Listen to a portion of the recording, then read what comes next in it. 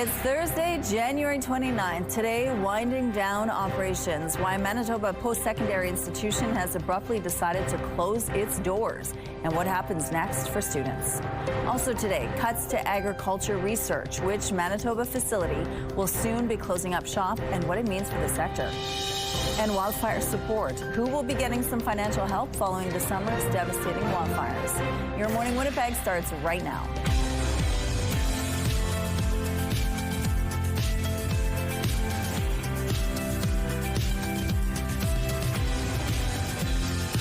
Good morning, Manitoba. Happy Thursday to you. The weekend is slowly getting to us. We're almost there. And of course, Ainsley McPhail is live out on the scene this morning. She's at a beautiful show home in the West St. Paul area, actually on Clover Terrace in West St. Paul. And it's all in support of the St. Boniface Mega Million Choices Lottery. And so we're going to hear from patients, we're going to hear from researchers, and of course, we're going to hear more about the importance of deadlines today and what you could win. Of course, you could win $1 million. Oh my goodness, or you could win beautiful. Yeah, a beautiful home. And she's going to take us around that home as well.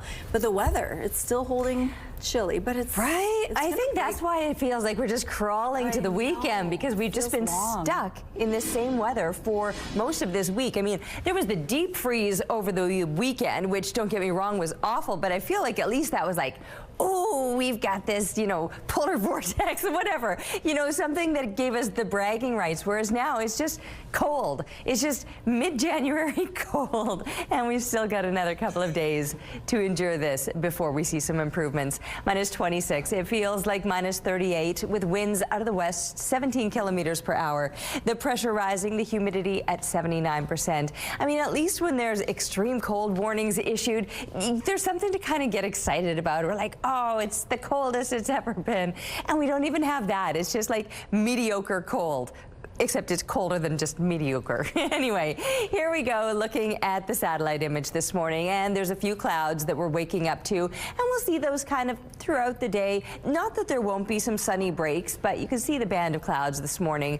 On the heavier side, I was trying to do some moon gazing this morning, and it was just this like faint light on the other side of the clouds. Anyway, much clearer in the northeast and in the southwest, and eventually, like I said, we'll see things clearing out throughout the day, and then very clear conditions expected overnight and throughout tomorrow. Lots of sunshine, so really nice way to kind of finish off the work week. However, for the weekend, things will change. We've got some clouds moving in, likely to bring some snow, but they're also going to bring the much warmer temperatures, so it will climb above seasonal through the weekend and stay there throughout much of next week.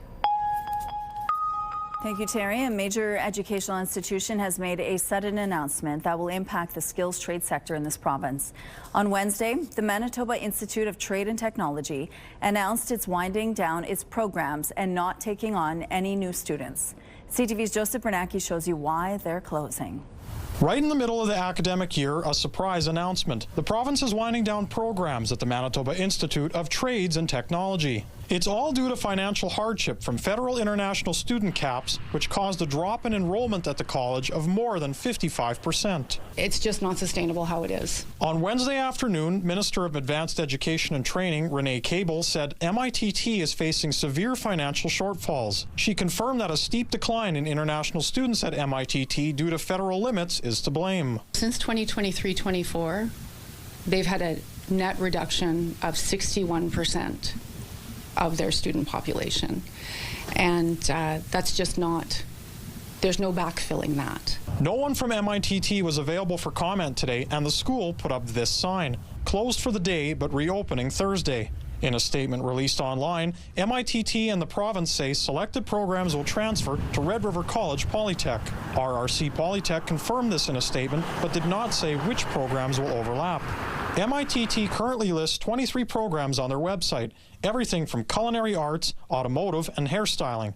Minister Cable assured current students that they will be able to graduate over the remaining program period. I would say, I see you, and we got your back. We're working together, bringing people together to come up with solutions that will ensure that folks get the training they need and that there's as little disruption as possible. According to MITT's 2024 annual report, there were 4,600 students enrolled that year. The province said 386 staff are currently working and may be impacted over the coming year. Joseph Bernacki, CTV News, Winnipeg. In a statement to CTV News, a spokesperson for the Office of Immigration, Refugees and Citizenship Canada said the country is working on regaining control of Canada's immigration system. They note the federal minister has met with provincial counterparts 5 times since May 2025 to discuss immigration, which included international students. Mounties are asking for your help tracking down a suspect in a devastating Canada Day crash that claimed 3 lives. Royal Canoe Base's Brendan Berg and his longtime girlfriend Olivia Michael Chuck were killed when their parked car was hit head-on by another vehicle on Highway 10. RCMP say that vehicle veered over the center line of the highway before hitting the couple's car, which was parked on the shoulder. A 29-year-old passenger in the suspect's vehicle also died. And this is the man Mounties say was driving, 37-year-old Matthew Govereau. He's facing 18 charges, including impaired driving causing death, careless driving, along with weapons and drug charges. And police are looking for him. His last known address is in Birch River, but investigators say he's known to travel throughout the province, including to the city of Winnipeg. Anyone with information on his whereabouts is asked to call Swan River RCMP or Crime Stoppers. Canada's premiers are meeting with Prime Minister Mark Carney today with the upcoming CUSMA review in mind. President Trump's rules. There are no rules with him. So we need to focus on what we can do. In any negotiation, there's, on both sides, there's some people that are kind of out front with more bluster. We're certainly seeing that. Yesterday was the first day of the first ministers' meeting. The meeting was focused on getting everyone on the same page. But at the same time, premiers also want their priorities back home, top of mind for the Prime Minister. The premiers started their winter meetings just days after U.S. President Donald Trump leveled that new 100% tariff threat against Canada. The U.S. Treasury Secretary also had a warning for Prime Minister Carney after a speech at Davos. I would not pick a fight going into USMCA to score some cheap political points. Either you are working for your own political career or you're working for the Canadian people. The U.S. Treasury Secretary Scott Bessent did also say in that interview, quote, "I think we will end up in a good place." CUSMA comes up for review in July. A Vancouver-based conglomerate has released a statement declaring that when it agreed to sell one of its U.S. properties, it didn't know the buyer was one of the most controversial arms of the American government. Pattison Development saying it only became aware after it agreed to sell this Virginia warehouse that the government contractor buying it intended to use it as an ice processing facility. The sale has yet to be finalized, but since news of it became public, Pattison has faced some online backlash and calls for a boycott of his BC grocery stores. The legacy of the former Grand Chief of the Assembly of Manitoba Chiefs will live on in the skies above our province. Perimeter Aviation, which primarily serves locations across northern Manitoba and Ontario, has named one of its newest aircraft in honor of late Grand Chief Cathy Merrick. The Dash 8 aircraft has officially been registered as CGYCM, the CM being a nod to Merrick's initials. The side of the plane also bears her name, signature, and spirit name, Red Pipe Woman, in both English and Cree. First Nations leaders say the tribute is fitting as the planes often carry people to and from medical appointments. And Grand Chief Merrick was a tireless advocate for health and safety for her people. It will remind us of her work, her voice, and her vision for our people. Thank you for this. You know, it's beautiful to see her name and the syllabics and her name up there, and just a beautiful tribute to her and who she was. Perimeter Aviation's president and CEO says the idea came from staff members. Grand Chief Merrick died unexpectedly in September of 2024. A Winnipeg snow carver is back with another creation this winter, and this year he took inspiration from under the sea. Bradley Gerbrandt sculpted this mermaid out of a giant block of snow. He says it took a few hours to make the mold and another 12 to 15 hours to carve his masterpiece. And while many of us were complaining about last week's deep freeze, Gerbrandt says it created perfect conditions for carving. He's been snow sculpting for 7 or 8 years now and says it's a great way to beat the winter blues. You can check out the mermaid on Elm Park Road. Beautiful. Here's a look at what's going on now at Confusion Corner. Things are still slow at this point in the drive this morning. If you see any issues out on the streets, though, please give us a heads up and text them to us at 10400. Let's go now to Ainsley McPhail, who is live this morning at a beautiful show home in the West St. Paul area. It's all for a great cause. Good morning. Yes, the St. B Mega Million Choices Lottery, the winter bonus, midnight tonight is your deadline. I had to get that off the top. And there's plenty of prizes, all of which have a cash option or the grand prize options, which is various home packages, including the one we're standing in right now. Look how stunning the layout is. Everything from that fireplace to the detailing. We're going to learn about that cause a little bit further, though, when it comes to the St. Boniface Hospital. So coming up at 6:44, we're going to chat about some of the upgrades that they had back in October to make that emergency room better. We're also going to talk to some former patients and families who had utilized the NICU. So the service and all that great stuff that you don't want to have to deal with, that's where your ticket goes towards. Okay, we're going to find out more throughout the morning. Thank you, Ainsley. Let's go out to the rooftop now. It's still cold to start, but a break is on the way. Yes, we just have to get to the weekend, and I feel like that statement can just mean so much. We just have to get to the weekend. The weekend is going to come with warmer temperatures. It might come with a little bit of light snow, although even out here this morning, I'm seeing just a few flakes floating along. The breeze is on the lighter side. It's only 17 clicks out of the west-northwest, but still, with these cold and below seasonal temperatures, it does have a bit of an impact. So minus 25 feels like minus 36 as a result of that breeze. The pressure rising, the humidity sitting at 79%. And yes, it's on the cloudier side right now. I think we will see some sunshine today, perhaps just not in abundance. Some places will. Very clear conditions to kick off your morning through much of northeastern Manitoba and southwestern Manitoba. It's really this diagonal band of clouds that goes from the southeast kind of up into west central to parts of northwestern Manitoba. That cloud will, like I said, eventually kind of begin to break up, clearing out somewhat, and very clear conditions are then expected overnight and throughout tomorrow, but we still have another couple of days of the cold. Not the extremes, but the well below seasonal temperatures that'll rise only into the high minus teens. Minus 17 is what we're looking at for a high for today. Tomorrow, very similar, but maybe a little bit sunnier. And then, yes, warming up for the weekend. We can hardly wait for that. Taking a break right now. We'll be back with Your Morning Winnipeg. Weather is brought to you by ABC Fire and Safety, your CO2 refill store. Good morning. A fire in East Elmwood kept crews busy for several hours early Wednesday. This video sent to CTV News shows smoke and flame pouring from the Dufresne Furniture and Appliance Store on Nairn Avenue. Crews can also be seen using aerial ladders to douse the flames. The city says the blaze broke out around 2:30 a.m. and it took crews about 6 hours to get it under control. City workers were on scene throughout the day yesterday, removing ice and applying sand. No injuries were reported. On the heels of the mayor's suspension, a councillor in the RM of Gimli has now resigned. A recap of the minutes from Monday's council meeting show council formally accepted the resignation of councillor Andy Dam, submitted 2 days earlier. In a statement, Mayor Kevin Chudd says he doesn't know why Dam resigned and wouldn't speculate. He says council respects the decision and thanks him for his service. Dam couldn't be reached for comment. His resignation comes after Mayor Chudd was suspended for a week earlier this month.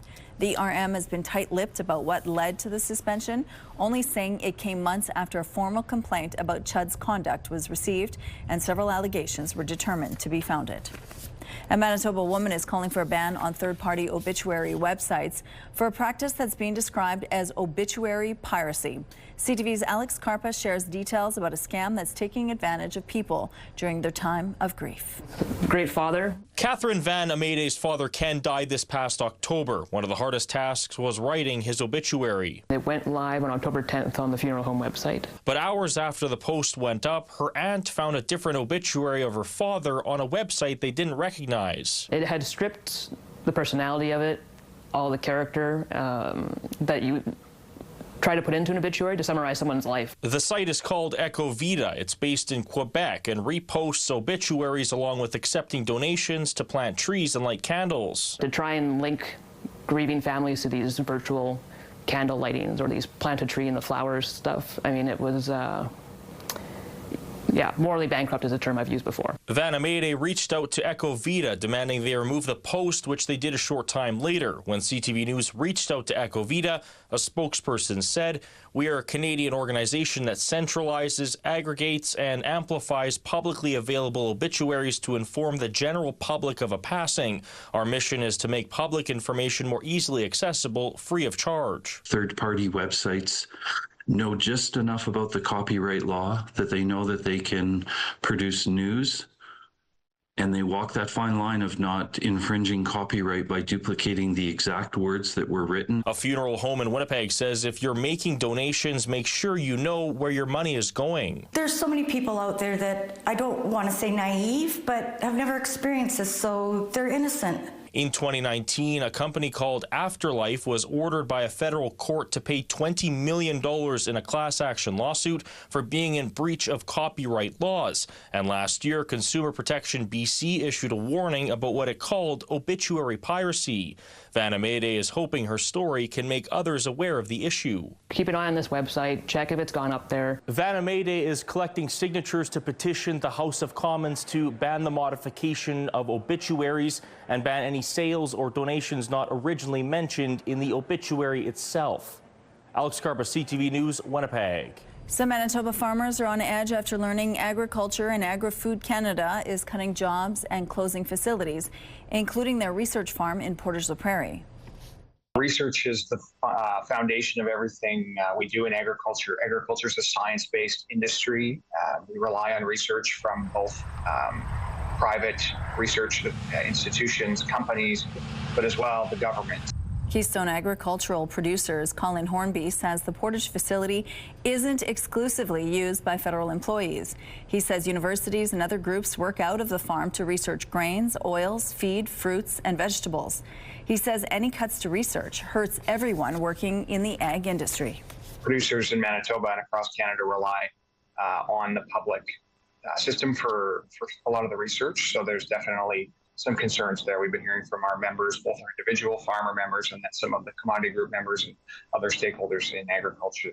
AAFC hasn't announced when the Portage facility and 6 others across Canada will close. Hornby hopes to get some answers during meetings in Ottawa next month. The Winnipeg Police Service has issued a tender to buy 16 e-bikes. The bikes will be primarily used by community support units and foot patrol.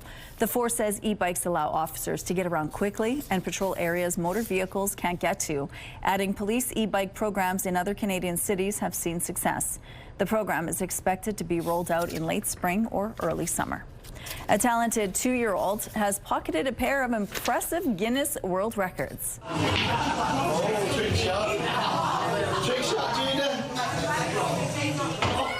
Wow, this is Jude Owens from Manchester, who's right on cue as the youngest person to ever make these 2 snooker trick shots.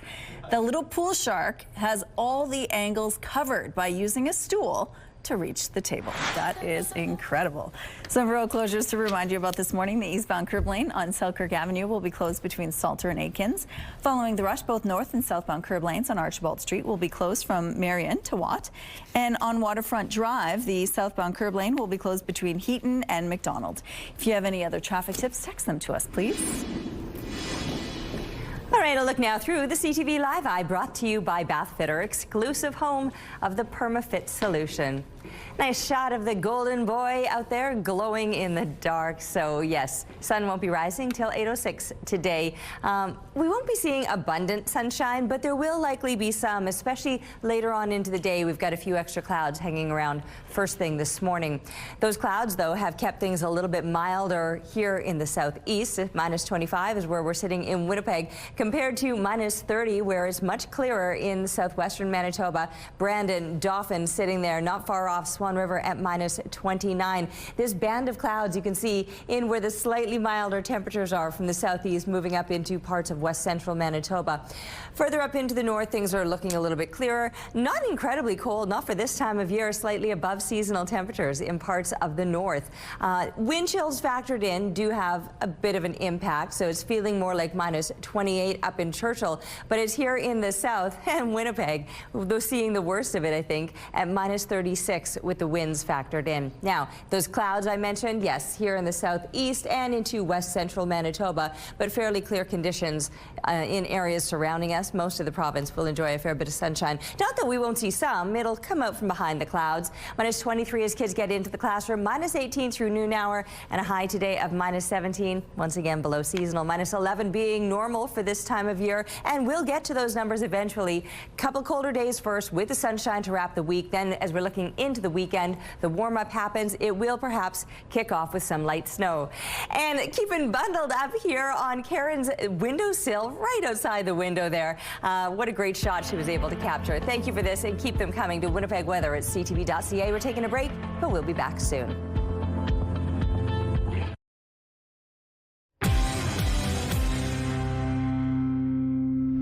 Good morning. A team of emotional support dogs are working their tails off at an airport in Mexico. The team includes a Samoyed, Dachshund, Labrador, and a Frenchie. The dogs work 60 to 90-minute shifts with mandatory breaks because they're still puppies. The airport is studying whether to expand the program and eventually help replicate it at other airports in the country. So cute. Behind every secondhand find, there's a history. But every so often, someone stumbles on a treasure that completely rewrites a story. As CTV's Adam Sawatsky shows you, a record brought a former musician back to his youth. Let's see. This was not the first time that Marcus Pollard had found an old acetate record in a thrift store with no name on the label and lots of damage on the disc, and bought it anyway. Because every time I go, yeah, there might be something cool on that, and there never is. Never. Until now. And it instantly hit me like a brick. It was a visceral rush, Marcus says, that compelled him to consult with music historians and scour the internet to find out who he was hearing. Anybody know this? And it was just no, no, no, no, no, no. And after 2 years worth of no's on an obscure garage band blog, Marcus finally found a yes. This guy goes, hey, that's my record. That was Norm Roth, now a warehouse manager who hadn't heard his songs in more than 50 years. I'm flabbergasted. Yeah, I really am. Flabbergasted. While Marcus celebrated solving the mystery, it was exciting. Norm relished traveling back in time. When I was 18 years old. I'm 77 now. The band was called The Glass Cage, and during the late 60s, their songs, ranging from teen angst to youthful exuberance, proved so popular they graduated from playing around their small town to getting gigs in the big city. What we were hoping to do is we were going to be rock stars, right? Although The Glass Cage broke up before they could realize that dream, and this one recording of them playing live was misplaced along the way, Marcus met all the living members of the band with a plan to bring their music back to life. I feel that everybody has kind of done something in their life that was dismissed. I wanted them to feel that what they created was actually important. So, Marcus, who's a veteran music promoter, spent the next 8 years teaming up with professionals to digitally refurbish the recording and package it along with a book documenting the band's role in the local music scene before preparing to release it globally. I'm not looking for accolades or superstardom. That's long gone. It's just saying to the world sort of thing, I was here. And that's how a determined music fan helped a record be reborn and a grateful musician found overnight success after 58 years. Adam Sawatsky, CTV News. Here's a look at what's happening outside now at Portage Avenue at Polo Park. Things are moving well here. We have no issues to tell you about. We'll be back right after this short break.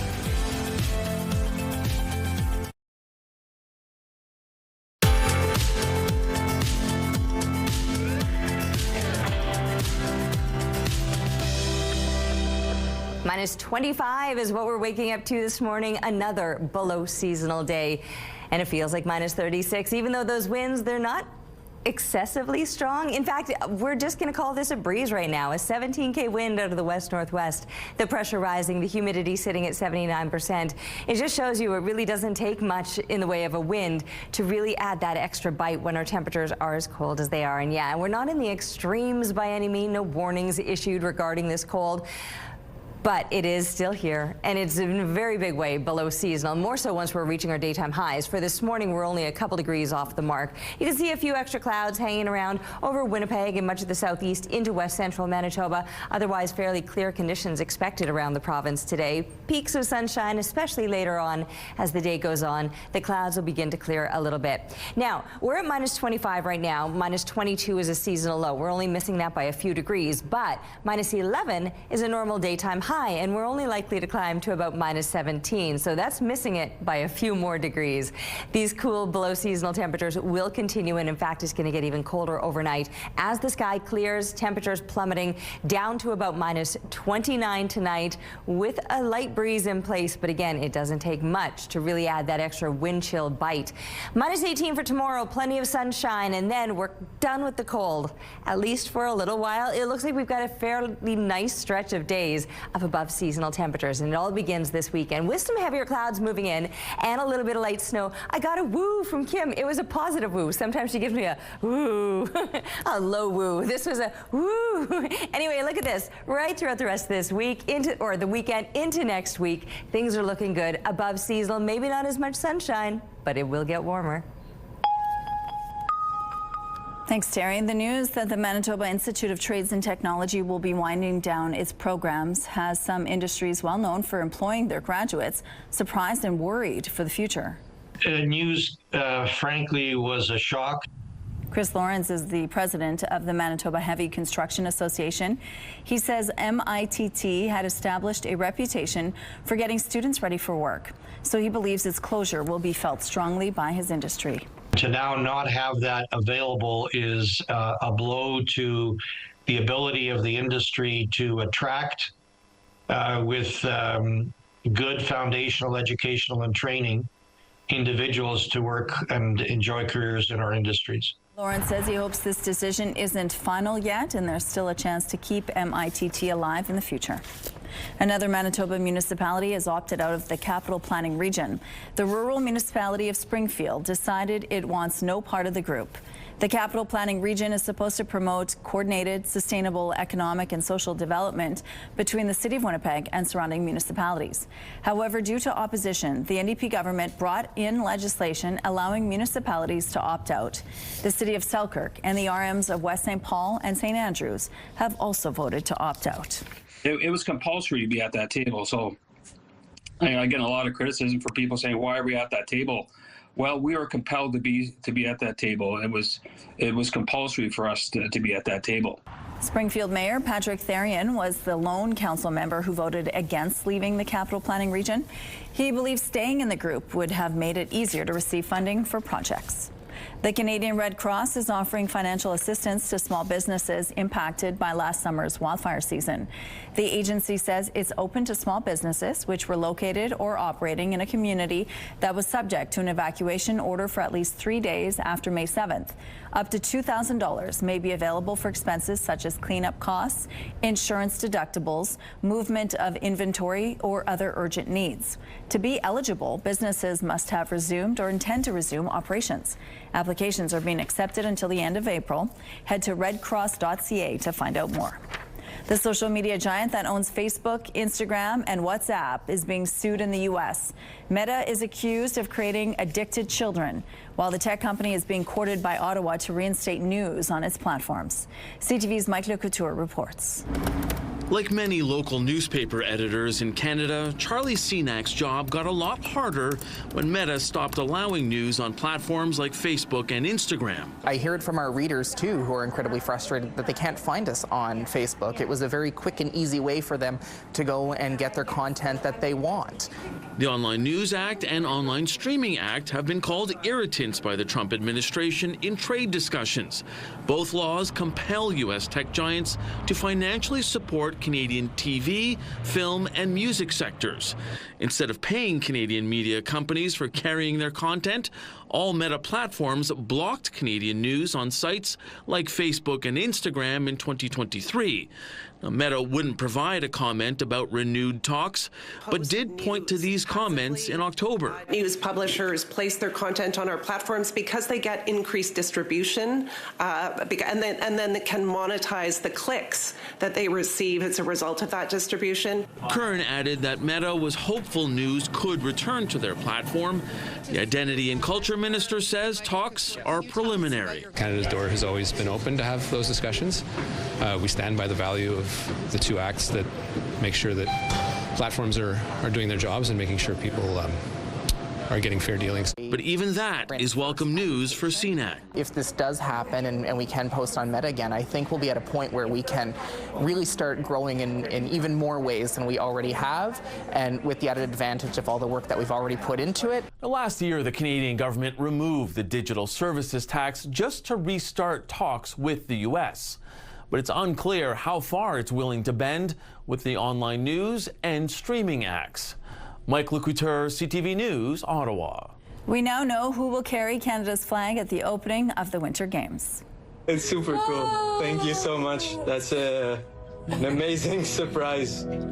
It's a huge, probably one of the biggest honors of my life. That's mogul skier and multiple Olympic medalist Mikael Kingsbury moments after learning he'll be one of Team Canada's flag bearers. Sharing the honor will be ski cross racer and Olympic medalist Marielle Thompson. Both described the opportunity as a dream come true. The games kick off a week from tomorrow. And here's a look at what's happening right now at Main and Broadway. Things aren't moving well over here. Let's move along now and take a look at our gas prices. The Canadian average stands at $1.27. The provincial average is $1.20. In Winnipeg, the average is slightly lower at $1.19. And the lowest price in the city is $1.10. All this information is on GasBuddy.com. Coming up, we're live at this gorgeous show home in the West St. Paul area. It's all for St. Boniface Mega Million Choices Lottery. We'll tell you about an important deadline today. Stay with us. Weather is brought to you by Canadian Footwear, helping you find the perfect fit. All right, we are still dealing with these cold and below seasonal temperatures for another couple of days. I have been talking about the improvements. They're waiting for us this weekend. It's not the extremes. I mean, it's colder than normal, but you remember last weekend, that was really hard to forget, right? Those were the extremes. This is just January cold. It's Winnipeg in the middle of winter time, and we know that we get this often. So here we are at -25, feeling like -36 with a 17K wind out of the west-northwest. The pressure is rising, the humidity sitting at 79%. We're waking up to a few extra clouds this morning, even a few flakes of snow just falling out here lightly, not likely to amount to too much, but perhaps you'll be seeing those off and on flurries. The clouds aren't likely to last the entire day, more so through the morning hours, breaking up and clearing as the afternoon goes on. We will see increasing amounts of sunshine and then very clear conditions overnight. But as it clears out, those temperatures plummeting. So as chilly as it might feel this morning, we're at -25. We could drop down to -29 this coming night. And then again tomorrow with the high -teens is our expected high, but a lot more sunshine coming back for tomorrow. We're heading on over to Ainsley now to find out where she's at and what's going on. Good morning, Ainsley. Good morning. Look at this beautiful home. The St. B Mega Million Choices Lottery means that this one could be yours, and it's the winter deadline, midnight tonight. Kristen Halden joins us now, and she's going to talk about some of the upgrades to St. B, because that's ultimately where your ticket's going. So while we're on that, the emergency room, what has changed in the last several months? Oh my gosh, the emergency department opened finally to the public in October, and it's kind of transformed patient care. The size has really impacted what is able to happen in the space. Patients have their own rooms. There's dedicated spaces to different areas like triage, mental health, and it's just a better space for overall compassionate care and meeting the needs of patients and what they need at a time when they probably don't want to be at the hospital. No kidding. And when it comes to the mental health area as well, there's been some upgrades too. Yeah. Just over the last year, we opened an outdoor space at the McEwen building called the Jasmine Gardens. So it's a really wonderful space that gives patients access to the outside. There's some gardening spaces, there's some picnic benches, there's a basketball hoop, some workout things.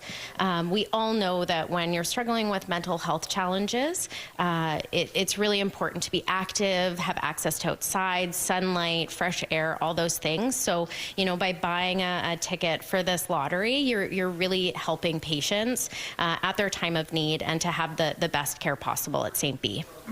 And to put that into perspective, and to put all of this into perspective, what does that really mean for the patients and the families themselves? I mean, St. B is all about compassionate patient care, so we really want to make sure that we're taking care of those patients in all aspects of their healing. You know, we often hear about the staff at St. B, and they are so incredibly important. We get a lot of stories back from patients on the impact that they made to their healthcare journey and to their healing process. And so these tickets and the money raised from the lottery really help ensure that we can continue that into the future. The compassionate patient care, the research that's happening, the technology that we're going to be bringing to the hospital, all that is really going to be helping now and into the future. Thank you so much. The winter deadline, midnight tonight.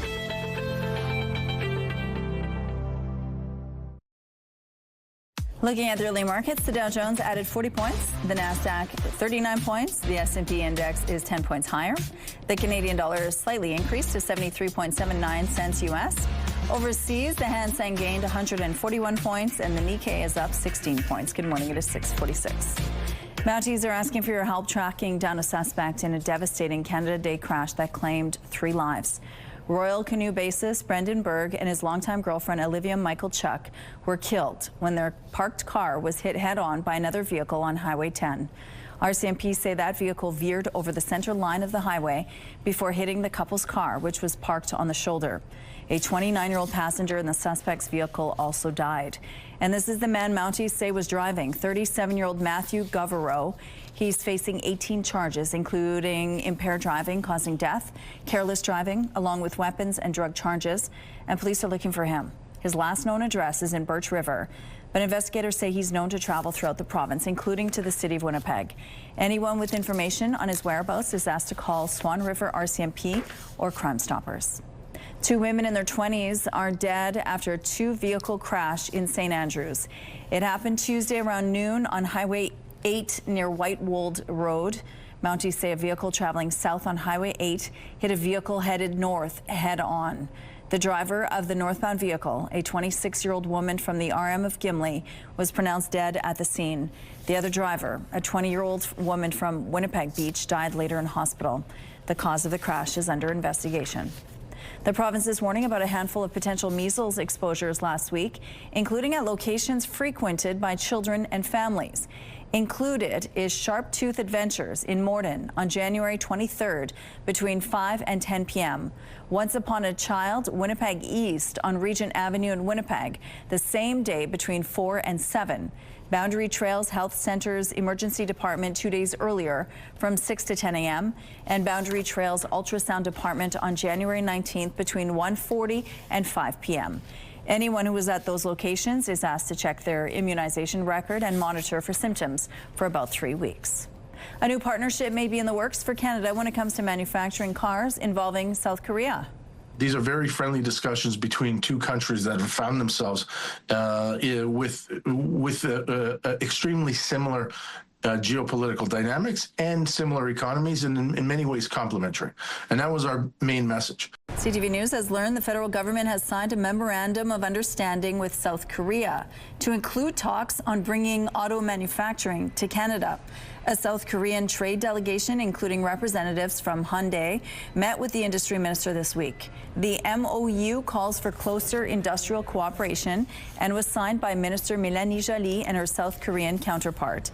The South Korean delegation also included officials from a company trying to win a contract to build Canadian submarines. Federal workers rallied on Parliament Hill yesterday, saying job cuts will be felt by people across the country. These are important public services. We rely on them. These cuts in the National Capital Region are going to deeply touch not just the individuals, but their families and their communities. Ottawa is planning to cut 28,000 jobs from the public sector over the next 4 years. 18,000 workers have already received notices warning they may lose their jobs. Workers at the rally say Ottawa needs to be upfront with Canadians about how programs and services will be affected. Unions say Stats Can has issued job notices so far to about 3,200 workers. This is one of the risks of parking your car on the street in the winter. This video shared with CTV News shows a snowplow hitting a parked car in Toronto. This happened in Midtown, where some of the streets are narrow. The plow took off the panel off of one of the back doors. Windows on the driver's side were also shattered. The city says the contractor will pay for the damage.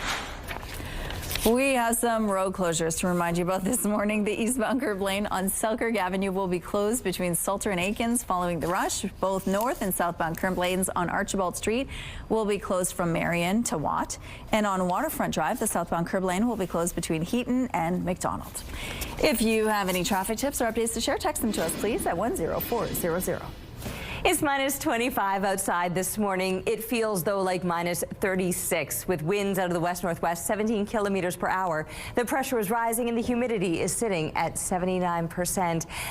Many places this morning waking up to clear conditions. That is not the case right over the southeast or in this diagonal line through west central Manitoba. I was trying to do some moon gazing this morning on my way into work. I could just see this faint light behind the clouds, but it was on the cloudier side, so no go there. But for some places through the northeast, through the southwest, things are looking very gorgeous and clear for you to kick things off. And you'll likely enjoy plenty of sunshine throughout the day today. As far as temperatures go, there might not be a lot of movement.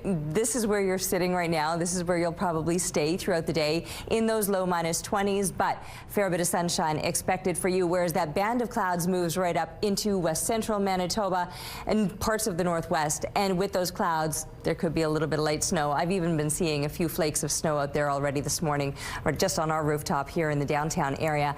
Mainly sunny conditions, though, through the southwest. So again, we're getting that diagonal or kitty corner pockets of sunshine. Southwestern Manitoba, northeastern Manitoba, and then a few extra clouds hanging around for us, but I don't think they're going to hang around all day long. I think as the day goes on, we will start to see a little more sunshine coming out from behind them, and then even those clouds clearing out overnight, and that will set us up for plenty more sunshine tomorrow.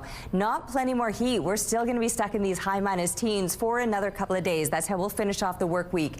But a lot more sunshine tomorrow. It'll certainly look good. And then for the weekend, it'll start to feel good with some heavier clouds moving in. The temperature's on the rise. It's going to be a while since I've been able to talk about the above seasonal temperatures, but then it looks like I'll be talking about them right through the middle of next week. Thank you, Terry. The way older adults navigate on the roads could hold the key to detecting Alzheimer's disease years before clinical symptoms appear. That's according to new research from the University of Calgary. CTV's Jacqueline Wilson has the details. I've always enjoyed driving. About 10 years ago, 67-year-old John McCaffrey was diagnosed with mild cognitive impairment and frontotemporal dementia. He still drives and wants to keep doing so safely. I go out walking in parks every day, and so I go driving to the park, and it enables me to also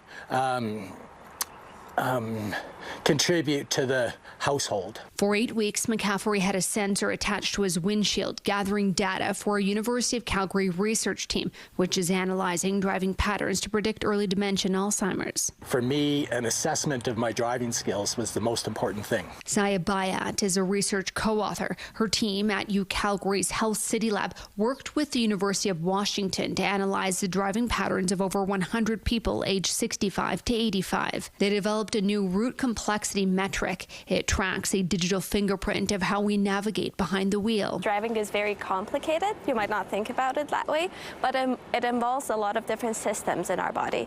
So it involves function, it involves memory, it involves decision making and planning.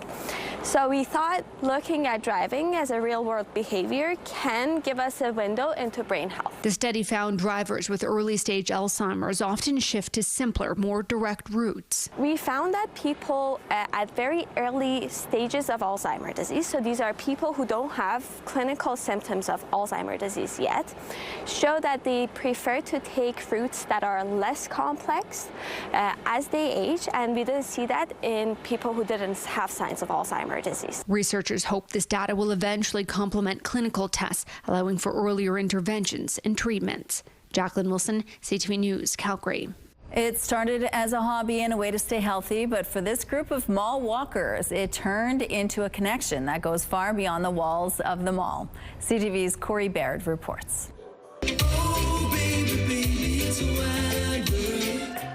It's 9 a.m. And this group of grandmas has burned more calories than most of us will in a week. Look it out! Meet the Melbourne Mall Walkers. 3 times a week, they turn this food court into a fitness studio. 2 decades and counting, still pushing their limits. Everybody's so upbeat. Everybody's happy to come out. It's just a unique group of people, and we gel. If you want to have an improved quality of life as you age, you have to stay active.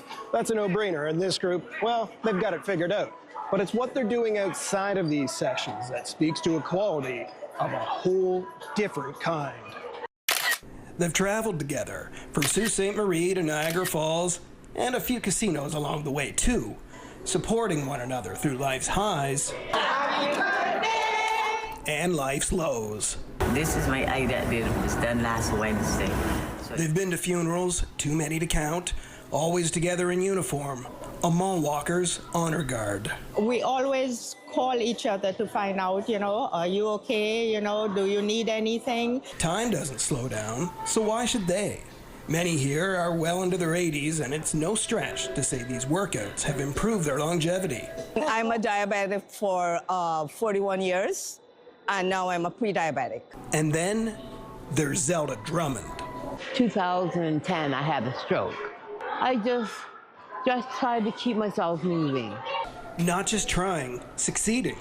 Here there's no fear of failure. Showing up, that's the victory. If you can be carefree, even for a few minutes, that's an elixir of life. Corey Baird, CTV News, Scarborough. All right, we're going to take a quick break here. We'll be back after this with your 7 o'clock headlines. Stay with us.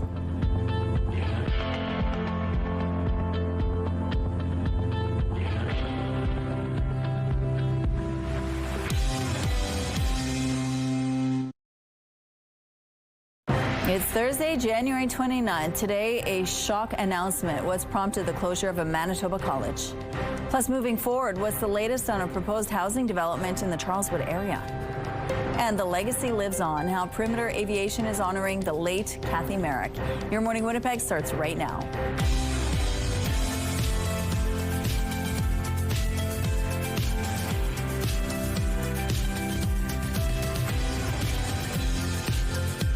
Good morning, Manitoba. It is 7 o'clock on your Thursday. Thank you so much for being with us here on Your Morning Winnipeg. At 7:52 in our Community Connection, we're going to tell you about a group of teachers and others who are putting on a rock and roll show. They're going to perform, and it's all for a great cause. It's happening at the Park Theatre. And so we're going to find out a little bit more on why they decided to do this and how often do teachers play instruments. I guess a lot of them do. I bet they all have these really cool secret lives. Exactly. Right? So we're going to find out more about that, but also the weather. It's still cold today, but will we see the sun? We will perhaps see some sunshine maybe later on today, increasing amounts. It's still cold. Yes, we are going to deal with those chilly temperatures for another couple of days. But yes, the promise of sunshine maybe later on. We do have a few extra clouds hanging around first thing, but I think we'll see some improvements there. Right now it's minus 25. It feels like minus 36. We're still dealing with those nasty wind chills, even though the winds aren't that strong. Just 17 clicks out of the west-northwest. The pressure is rising and the humidity is sitting at 79%. These heavier clouds that we're waking up to this morning, I think we'll start to see them kind of breaking up a little bit. Clear clearing out as the day goes on, and then plenty more sunshine. You can see how clear it is through the northeastern part of the province, through the southwestern part of the province. With these clouds, maybe a few flakes of snow. I've been noticing that on the rooftop so far this morning. But so here's a look this morning, and through the day we'll likely see increasing amounts of sun as those clouds begin to clear, and then very clear conditions are expected through the overnight hours. It's going to get colder yet, though. These temperatures overnight, they're going to plummet and then stay still below seasonal for tomorrow. But tomorrow, abundant sunshine, at least here throughout the south. You can see northern Manitoba will have a few extra clouds moving in and maybe some scattered flurries as well. Speaking of flurries, expect them for the weekend. Rolling in on Saturday, some heavier clouds, a little bit of snow, but also some warmer temperatures. Finally, things are getting back up above seasonal, -11, a normal daytime high. So still the next couple of days we're going to be well below that, but then those improvements move in for the weekend, and it looks like they're going to be lasting right through the middle of next week. We're back up above what you would expect. And thank you to Aurora, a couple of snowmen enjoying the sunshine out there, and we would love to see what it is you are working on. So draw, color, or paint for us and send those pictures to Winnipeg Weather at ctv.ca. The Weather Art of the Day is brought to you by 103.1 Virgin Radio.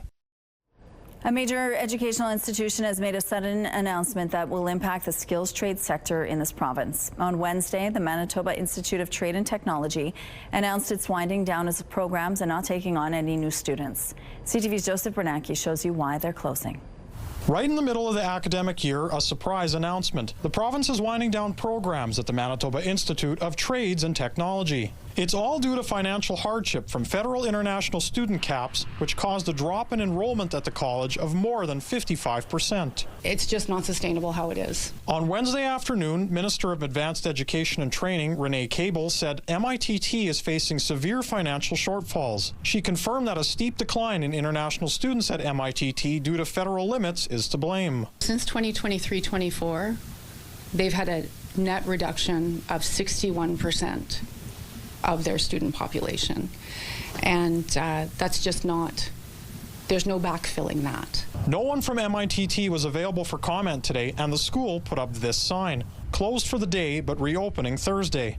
In a statement released online, MITT and the province say selected programs will transfer to Red River College Polytech. RRC Polytech confirmed this in a statement, but did not say which programs will overlap.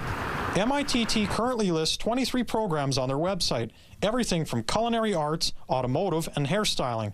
Minister Cable assured current students that they will be able to graduate over the remaining program period. I would say, I see you, and we got your back.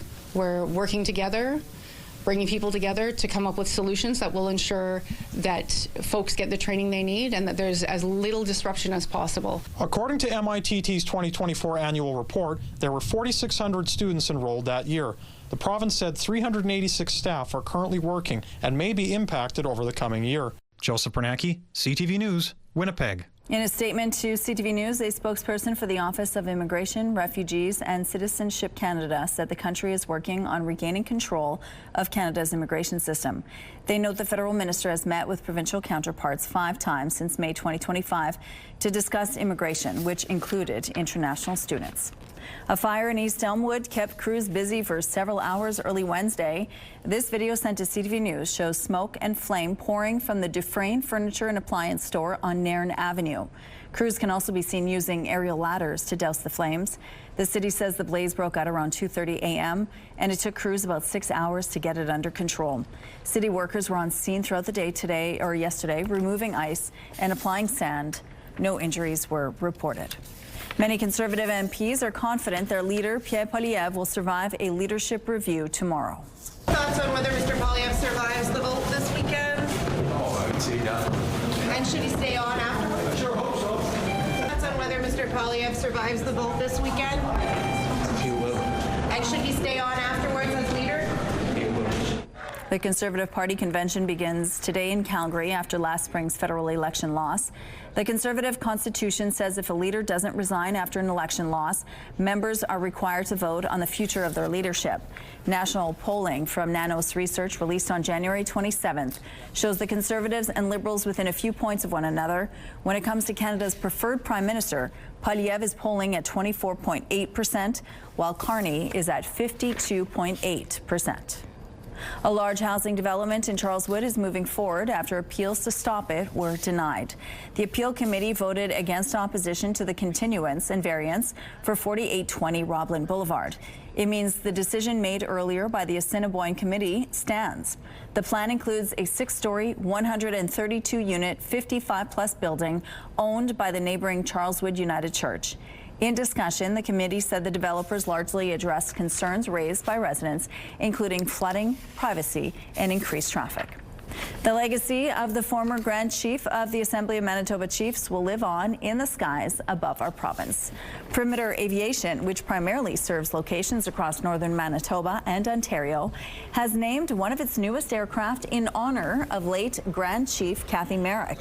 The Dash 8 aircraft has officially been registered as CGY-CM, the CM being a nod to Merrick's initials. The side of the plane also bears her name, signature, and spirit name, Red Pipe Woman, in both English and Cree. First Nations leaders say the tribute is fitting, and as the planes often carry people to and from medical appointments. And Grand Chief Merrick was a tireless advocate for health and safety for her people. It will remind us of her work, her voice, and her vision for our people. Thank you for this. You know, it's beautiful to see her name and the syllabics and her name up there, and just a beautiful tribute to her and who she was. Perimeter Aviation's president and CEO says the idea came from staff members. Grand Chief Merrick died unexpectedly in September of 2024. Here's a look now at what's happening in traffic along Kenaston Boulevard. Things are picking up here, as you can see. Traffic, though, is moving quite well. If you see any issues out on the streets, please send us a text and let us know.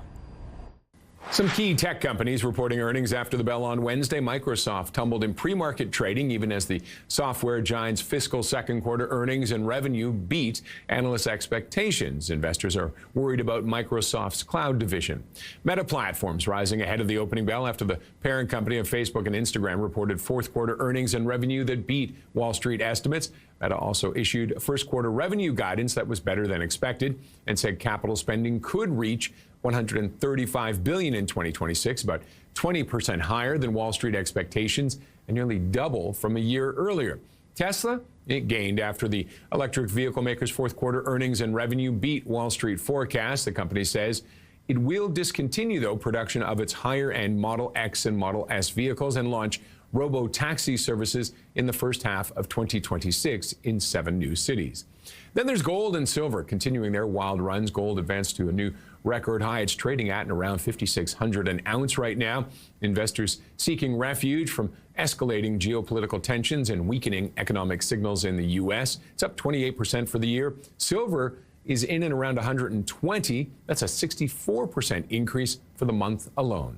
Those are your morning business headlines. For BNN Bloomberg, I'm Roger Peterson. The St. Boniface Mega Millions Choices Lottery has an important deadline today. Ainsley, you are live in a beautiful home to tell us more about that deadline. Good morning. Rochelle, I always feel like Vanna White when I come into these. I'm like, look at the brightest spot of West St. Paul. This could be yours. But it truly could be the winter deadline, midnight tonight. Get those tickets in. And whether it be the grand prize options like the one we're standing in right now, or even those other options like cash prizes. Every single one comes with cash, but the home packages, Bison Run, Prairie Point, even one in Vancouver Island, BC. There's also experiences, vehicles, and more. So while that is pretty lucrative, it's also going to a fantastic cause in St. Boniface that saw some upgrades to their emergency room back in October. Also, research, patient care. So many of us know someone who has had to go to the hospital, unfortunately. So it's good to know that your ticket is going a long way. Sounds good. Okay, thank you. I always like to see what's happening in the background so I could get ideas for my own house. I'm with you on that. That kitchen was beautiful, but myself, I would have been curled up by that fire. As soon as they panned over to it, I was like, ooh, that's exactly where I want to be right now. Nice fire, just sitting around cozy in this beautiful space. Not that it's not beautiful out here this morning, don't get me wrong. I mean, there's a little bit of light snow that's falling, but we are still dealing with the cold. And we're going to deal with the cold for another couple of days, and then finally, I'll be talking about the above seasonal temperatures, except that it'll be the weekend, so I won't be talking about it till next week. But then I'll be like, oh, it was so beautiful this past weekend, because there is a warm-up in the works. It's just not here yet, and we've got to get through the next couple of days first. Minus 23, though it is warming up. We were at minus 25 last hour. We're already making some gains. Minus 28 was our coldest temperature earlier on this morning. So already from our coldest temp, it's only 7 a.m. and we've risen at 5 degrees. Now it's still feeling in the mid-minus 30s right now with a light breeze in place. The breeze likely to stay on the lighter side today. We do have some heavier clouds bringing a little bit of light snow currently. Where it's clear, it's actually colder though. Northeastern Manitoba not as cold. It's southwestern Manitoba, the coldest spot today. Brandon sitting around minus 30 right now. With those clear conditions, we're likely to see things clearing as the day goes on throughout the southeast and parts of west central Manitoba where the clouds are the heaviest this morning. So clearing through the afternoon, clear conditions overnight, lots of sunshine tomorrow, but it's still going to be cold. And then the weekend, that's when it's warming up. Weather is brought to you by Garage Masters, your complete garage specialists. It's time now for our question of the day. Today is National Corn Chip Day, so we're asking, what's your favorite chip or chip flavor? You can text your answer to 10400. Make sure to follow the automated instructions so we can feature your response, and don't forget to include your name, please. It's time for our Pet of the Week reveal. This week we're celebrating Lil Bit. She is a 16-and-a-half-year-old Jack Russell. Joy tells us Lil Bit is not exactly dashing through the snow, but she keeps plugging along with a big don't quit attitude.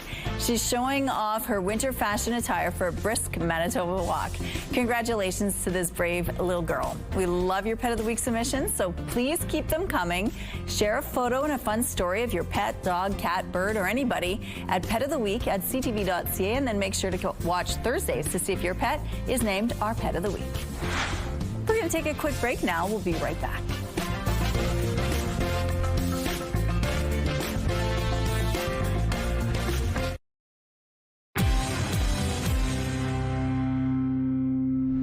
Good morning. Some Manitoba farmers are on edge after learning agriculture and Agri-Food Canada is cutting jobs and closing facilities, including their research farm in Portage-la Prairie. Research is the foundation of everything we do in agriculture. Agriculture is a science-based industry. We rely on research from both private research institutions, companies, but as well the government. Keystone Agricultural Producers Colin Hornby says the Portage facility isn't exclusively used by federal employees. He says universities and other groups work out of the farm to research grains, oils, feed, fruits, and vegetables. He says any cuts to research hurts everyone working in the ag industry. Producers in Manitoba and across Canada rely on the public system for a lot of the research, so there's definitely some concerns there. We've been hearing from our members, both our individual farmer members and then some of the commodity group members and other stakeholders in agriculture. AAFC hasn't announced when the Portage facility and 6 others across Canada will close. Hornby hopes to get some answers during meetings in Ottawa next month.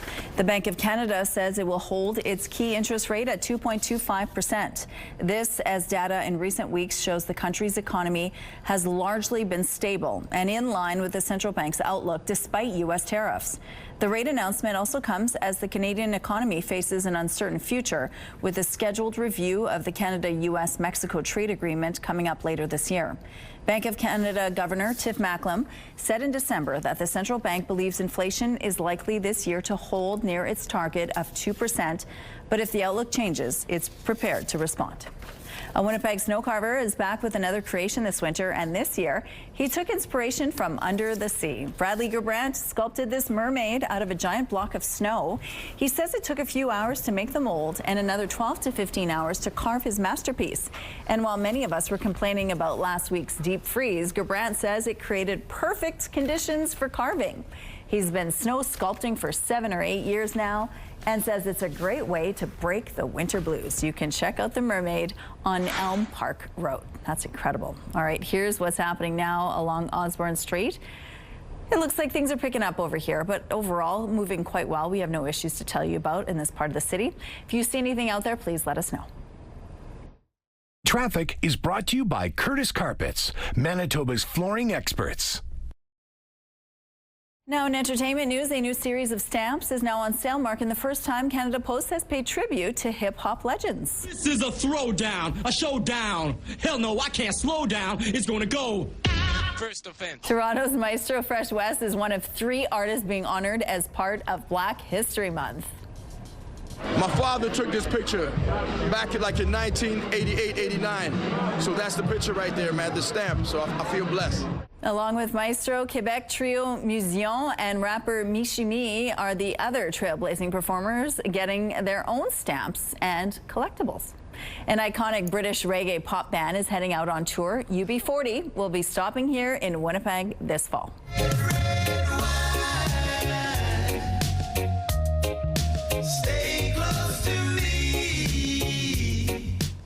You can expect all the classics like Red, Red Wine, I Can't Help Falling in Love with You, and Here I Am.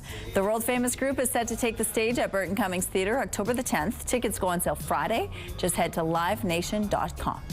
And a Winnipeg rock legend is showing his support for the people of Greenland. Neil Young is giving Greenlanders the gift of music amid ongoing talk of the territory being acquired by the U.S. I wanna live, I wanna give. I've been a miner for a heart of gold. Oh, that voice. Young, who of course spent his formative years here in Winnipeg, is offering 1 year of free access to his entire musical catalog to residents of Denmark's semi-autonomous territory. The veteran rocker says he hopes his songs and music films will ease some of the, quote, unwarranted stress and threats they are experiencing from the Trump administration. Your primetime lineup this Thursday starts with Next Level Chef at 7. 911 Nashville is at 8. Grey's Anatomy comes next at 9. And wrapping up Georgie and Mandy's First Marriage at 10. It's all right here tonight on CTV. All right, Terry, we just have 2 more days to get through before things will really change for us. Yes, I know you're talking about the weather, but we could say that about the fact that the weekend is just 2 more days away, too. Yes.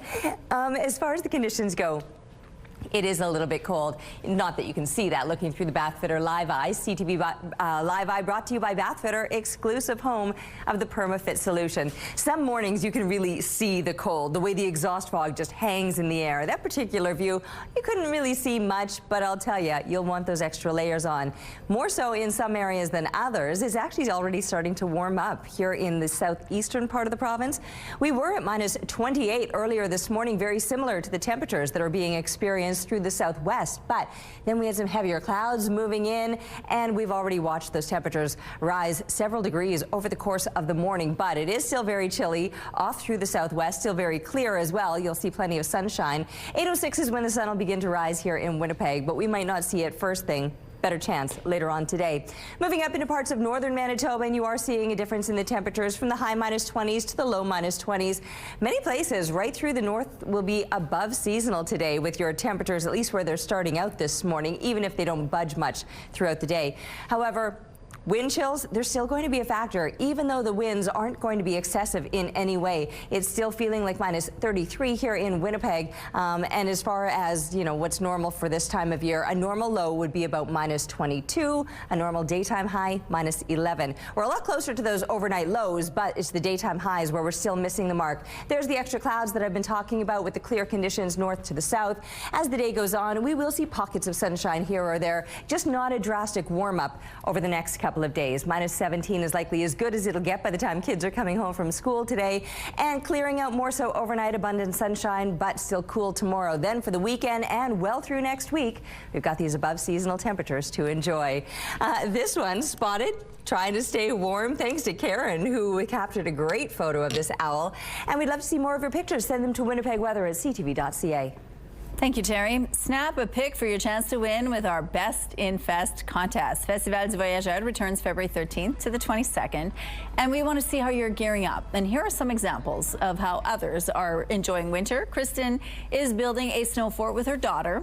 Maria is learning how to skate at the Forks, and Kara is snowshoeing at Burrs Hill Park. Whatever it is, we want to see what you're up to. Upload your photo to our website, ctvwinnipeg.ca, or post it to social media using the hashtag BestInFest contest. Weekly winners will be selected to win a 4-pack of passes to Festival du Voyageur. A pair of Calgary doctors is heading to Italy to care for Canada's men's and women's hockey stars. It's a high-profile gig with a lot at stake. But as CTV's Tyler Barrow reports, they sure know what it's like to work together as a team. Flames forward Blake Coleman is on injured reserve, sidelined until after the Olympic break. The team's physician is working on him, but for Dr. Ian Auld, it's also warm-up ahead of the games. It's starting to get real. I'm starting to get excited. Dr. Auld is the medical director with the Flames. He has also worked international tournaments for Hockey Canada over the past 22 years, including World Juniors, World Championships, pictured here with former Flame Dion Phaneuf and last year's Four Nations Cup. Lucky to be where I am, and I worked hard for it, but it certainly is a privilege. It's a unique privilege his wife shares. Dr. Laura Benyon is already in Europe as Canada's women's hockey team's doctor. We've been at this journey independently, and so it's kind of really interesting that we've both ended up with our respective teams. The two met at the University of British Columbia's medical school in 1995, began dating during their residency in Calgary before marrying in 2003. Dr. Benyon has practiced family medicine but also has strong insight into sports medicine, working with Team Canada's women's programs. The environment and the culture around the women's hockey team is so positive. I love being around people who are at the top of their game. This will be their first Olympics. Heading the health of large squads, they know an entire country is counting on these teams. The couple is also counting on each other. We bounce things off each other all the time, and it's really comforting to know that. I hope to be sitting in the stands of the gold medal women's game, and I'll probably be more happy if she wins than if I win. I mean, of course, I want our guys to win, but I wish success for her. The women's team's first game is against Finland Thursday, February 5th, while the men kick off the tournament Thursday, February 12th versus Czechia. Tyler Barrow, CTV News, Calgary. You're looking at the kitchen of this beautiful home. You could win this home in the St. Boniface Mega Million Choices Lottery. We're going to tell you more about where the money goes when you find out lottery tickets. Stay with us. Let's go back now to Ainsley McPhail. We're talking about the St. Boniface Mega Million Choices Lottery, and it's about potentially winning $1 million, more than $1 million, or a beautiful home, but it's also about patient care in this province. Good morning, Ainsley. Yeah, and you never expect to have to go to the hospital for a major surgery, but that was the case for Ron Paley, who joins me now.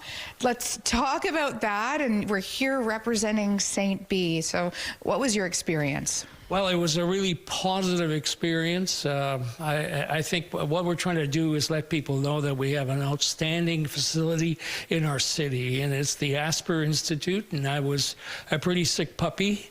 I was supposed to go in for heart surgery, and before heart surgery, the check-in, they said, "You're really ill, your kidneys are about to fail." So they rushed me in and got me up and running in 4 days to have my surgery. And since surgery, the recovery has been really, really positive. But what really helped make it positive was everyone's attitude there. I've never been in a facility where I was there for 14 days. Everyone was happy, positive, and working with you to get you better. And the food that they serve there is really restaurant quality. I said, I've never experienced that. You always hear the awful things about hospitals. Well, this one is truly a Hilton, honestly. And I'm very pleased to say I was able to get 45 games of golf in this year, and recovery's been awesome. And I got to thank the Institute for everything they did for me. So your golf game's actually better now? No. I get out to play. I was able to start slowly and work my way up. But the other thing that was really positive is that I asked my surgeon, how come I don't feel any pain? He says, it's you. I says, I don't think so. I mean, I've got the good old zipper and all that, but I was practicing my swing in the hospital just after surgery, and I was out on the golf course in about 6 weeks after.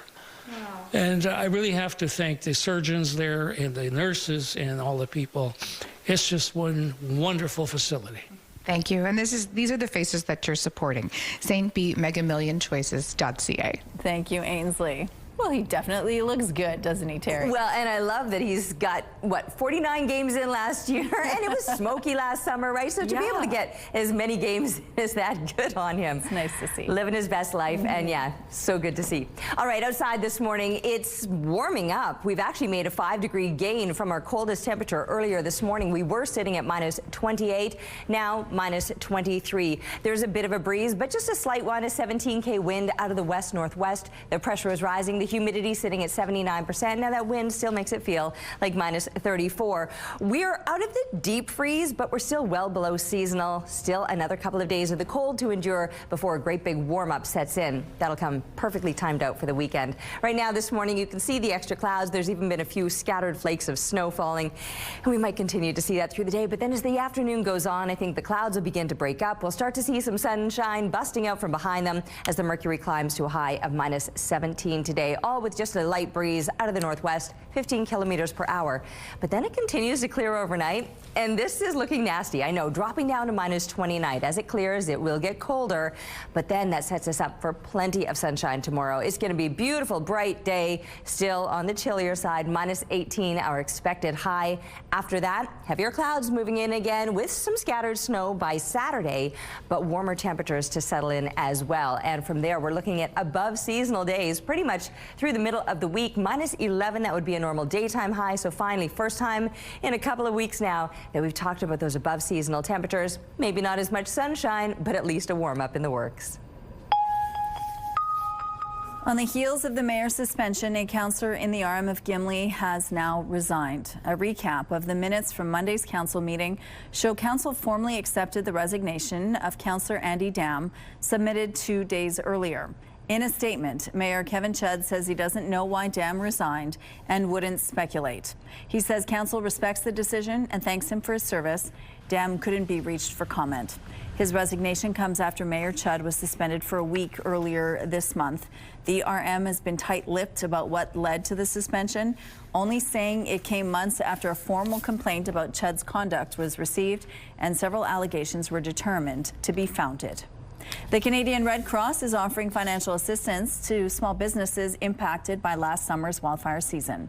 The agency says it's open to small businesses which were located or operating in a community that was subject to an evacuation order for at least 3 days after May 7th. Up to $2,000 may be available for expenses such as cleanup costs, insurance deductibles, movement of inventory, or other urgent needs. To be eligible, businesses must have resumed or intend to resume operations. Applications are being accepted until the end of April. Head to redcross.ca to find out more. Both Alberta Premier Danielle Smith and BC Premier David Eby say they had a productive meeting with Prime Minister Mark Carney, but there is no significant update on that potential pipeline through BC. They're committing to keep us up to date. They understand my concern, both with respect to our relationship with the First Nations along the coast, whose partnership is crucial for us to deliver tens of billions of dollars of projects for Canadians. This is the first time Premier Eby has sat down with both Prime Minister Carney and Premier Danielle Smith since they've signed a memorandum of understanding in November. Prime Minister Carney has said the project can only go ahead with a private sector proponent, as well as the full partnership of both Alberta and BC First Nations. The federal government says the door is open to a deal with MITT to bring news back to Facebook and Instagram. If this does happen and we can post on MITT again, I think we'll be at a point where we can really start growing in even more ways than we already have, and with the added advantage of all the work that we've already put into it. MITT removed news in response to 2023's Online News Act. The Online News and Online Streaming Acts have been called irritants by the U.S. in ongoing trade discussions. Both laws compel American tech giants to compensate media companies for carrying their content. Canada already removed the digital services tax in order to restart trade talks with the U.S., but it's not clear right now how far they're willing to bend on the news and streaming acts. Tesla is planning a pivot from electric cars to AI and robots. During its latest earnings call, Elon Musk said Tesla will end production on its Models S and Model X vehicles. Instead, the company will use its California plant to make its line of robots called Optimus. Tesla will also invest in Musk's AI venture called xAI. Tesla's profit fell by 61% in the fourth quarter last year. Its annual revenue also fell for the first time. All three Manitoba teams have punched their ticket to the playoffs at the Scotties Tournament of Hearts. Gimli's Carrie Anerson, representing Team Canada, locked things down with a 13-2 win over the Northwest Territories Wednesday afternoon. The four-time national women's curling champion improved to 6-1. Her only defeat came at the hands of fellow Manitoban Caitlin Laws. Laws secured her spot Tuesday and sits at the top of Pool A with a flawless 6-0 record. Also undefeated so far is Beth Peterson's rink. It's holding onto the top spot in Pool B following an 8-4 win over Alberta Wednesday. Playoffs start Friday. The winning team will represent Canada at the World Women's Curling Championships in Calgary in March. We have some road closures to remind you about this morning. The eastbound curb lane on Selkirk Avenue will be closed between Salter and Aikens. Following the rush, both north and southbound curb lanes on Archibald Street will be closed from Marion to Watt. And on Waterfront Drive, the southbound curb lane will be closed between Heaton and McDonald. If you have any other traffic tips, please text them to us. And here's a look now at your gas prices. The Canadian average is $1.27. The Manitoba average is $1.20. Winnipeg's average is $1.19. And the lowest price in the city is $1.10. All this information is on gasbuddy.com. Right now, outside, we're sitting at minus 23 degrees, but with a wind chill, feels like minus 34. More Your Morning Winnipeg after this break.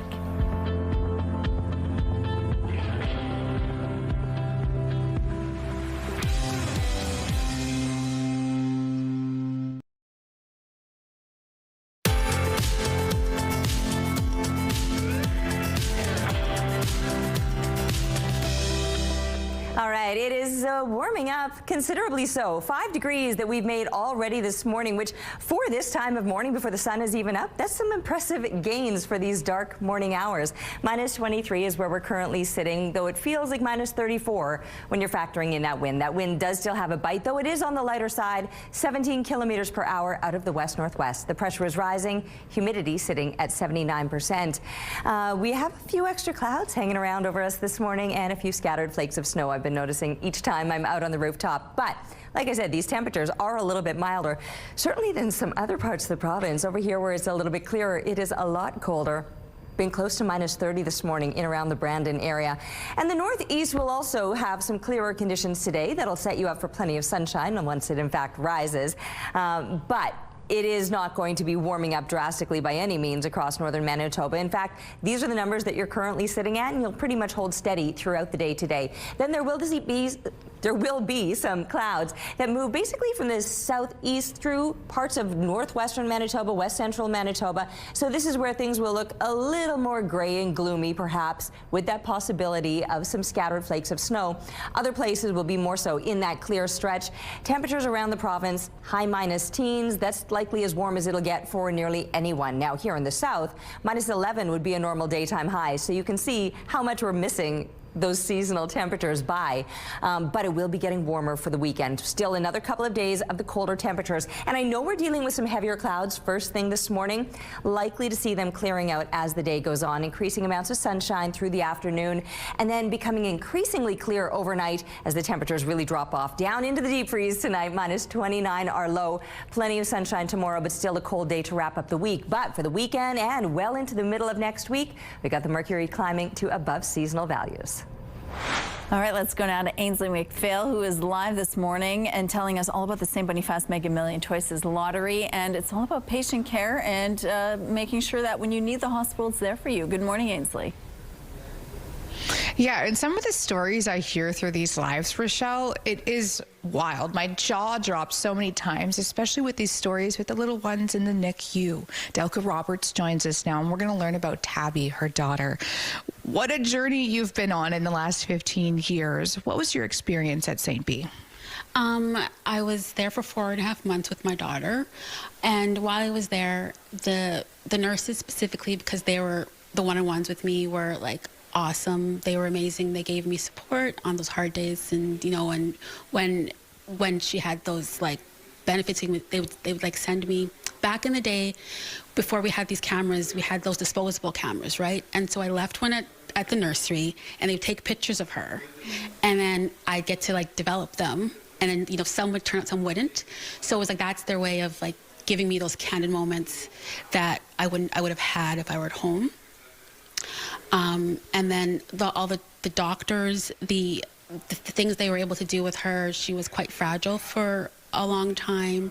So all of the skills and just and all the expertise that I saw happen there, that I see now 15 years later, it has progressed so much more. So as my time there was very meaningful. It left a mark, yeah. And newborns are already small, but she was extra small. Talk about that, and then talk about where she's at now. When she was born, she was 524 grams, so 1 pound, 2 ounces. And she was just itty bitty. She looked like, she was really weird colored and everything. And yeah, so she was very small. And so over the time since she's been there, she's now home and she's 15 years old. She's in high school. And since she's been home, she does have some delays. So she has hearing loss, and she's nonverbal, and she's small. She continued to be small. She's nonverbal. We're out of time. But she's, I don't mean to cut you off because I really do want to hear the rest. I'm so sorry. But she's sassy. And that's what you said. She's sassy and she's full of personality. We've met more with her coming up. It's 8:06. Okay, thank you, Ainsley. Stats Can is set to release new numbers on the opening and closing of businesses across Canada from October 2025. The latest numbers released showed the rate of businesses opening edged up slightly to 0.1 percentage points to 4.8%. The number of business openings was also higher than the number of business closures in the latest release. Joining us now with more is CTV's Kamil Karamali. Good morning, Kamil. Hey, good morning, Rochelle. So what you just quoted was the September numbers. We were seeing a little bit of a positive uptick in terms of the number of businesses opening versus the number of businesses closing. So the number of businesses opening was higher in September than the number of those that were shutting down. Well, it seems like it's taken a little bit of a reverse order in the month of October. These numbers just released about 10 minutes ago. So what we're seeing now in October in the latest StatCan numbers is that the number of business closures was actually higher than that of the businesses that were being opened. So the business opening rate dropped by 0.3% to 4.5%, and the business closure rate, Rochelle, rose by 0.2% to 4.9% in October. So October, a little bit of a tougher month for businesses across the country as we saw more businesses shut down than we did open. Is there an explanation to these numbers? What could have been causing this?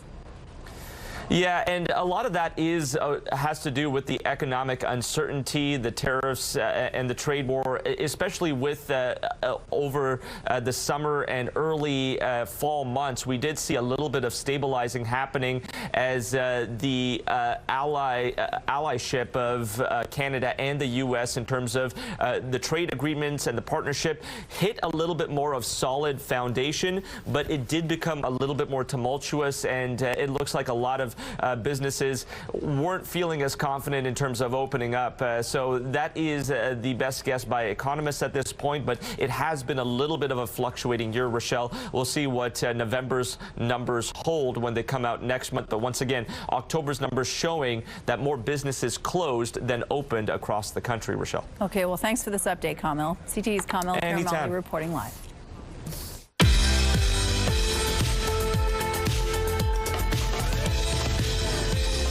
Let's see who's celebrating a milestone today. Happy 70th birthday to Tracy, the best, most fun-loving grandpa. Love your grandsons, Justin and Johnny. And happy 10th birthday, Mason, with love from your family and friends. To submit your milestone, visit our website, ctvnewswinnipeg.ca, and fill out the form at least 2 days in advance. It'll also enter you into our monthly contest for a chance to win a $100 gift certificate to Party Stuff. Milestones is brought to you by Party Stuff, Winnipeg's balloon headquarters with 3 locations.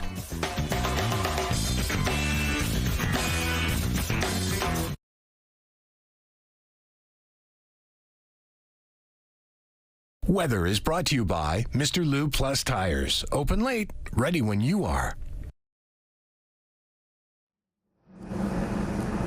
Minus 17. That's what we're headed to today for an expected high temperature. That will still miss the mark of what is normal for this time of year. A seasonal high, minus 11. It's been a while since we've even reached seasonal, but this weekend we could soar beyond that. Now, last year we were above that, getting up to minus 3.2. 4.4 though, that was the record all the way back in 1992. Remember yesterday I was up here talking about how yesterday was the record-breaking warm day. We're not there. We're nowhere near there. We haven't been near there since the deep freeze of the weekend. We've been struggling with these below seasonal temperatures all throughout this week, and we've still got another couple of days where we'll remain below normal. We got some heavier clouds that are hanging around over us first thing this morning, and I've been watching the light snow falling. It's been around for the last couple of hours now. Minus 23 though, those temperatures, they have warmed up from earlier this morning. And in fact, we're close to a seasonal low now of minus 22. We will make some gains throughout the day today, just not drastically so, topping out at about minus 17, as I mentioned earlier, when minus 11 is normal for this time of year. But these heavier clouds that we're waking up to and the little bit of light snow, that'll likely taper off. The clouds will clear. We'll get some sunshine busting out from behind them and enjoy a bit more sunshine through the afternoon. Then clear conditions overnight. Temperatures, though, they'll plummet, and a lot more sunshine tomorrow. It's still going to be on the colder side. So the rest of this week, we got the below seasonal temperatures, but I mentioned a warm-up coming. We just have to wait till the weekend.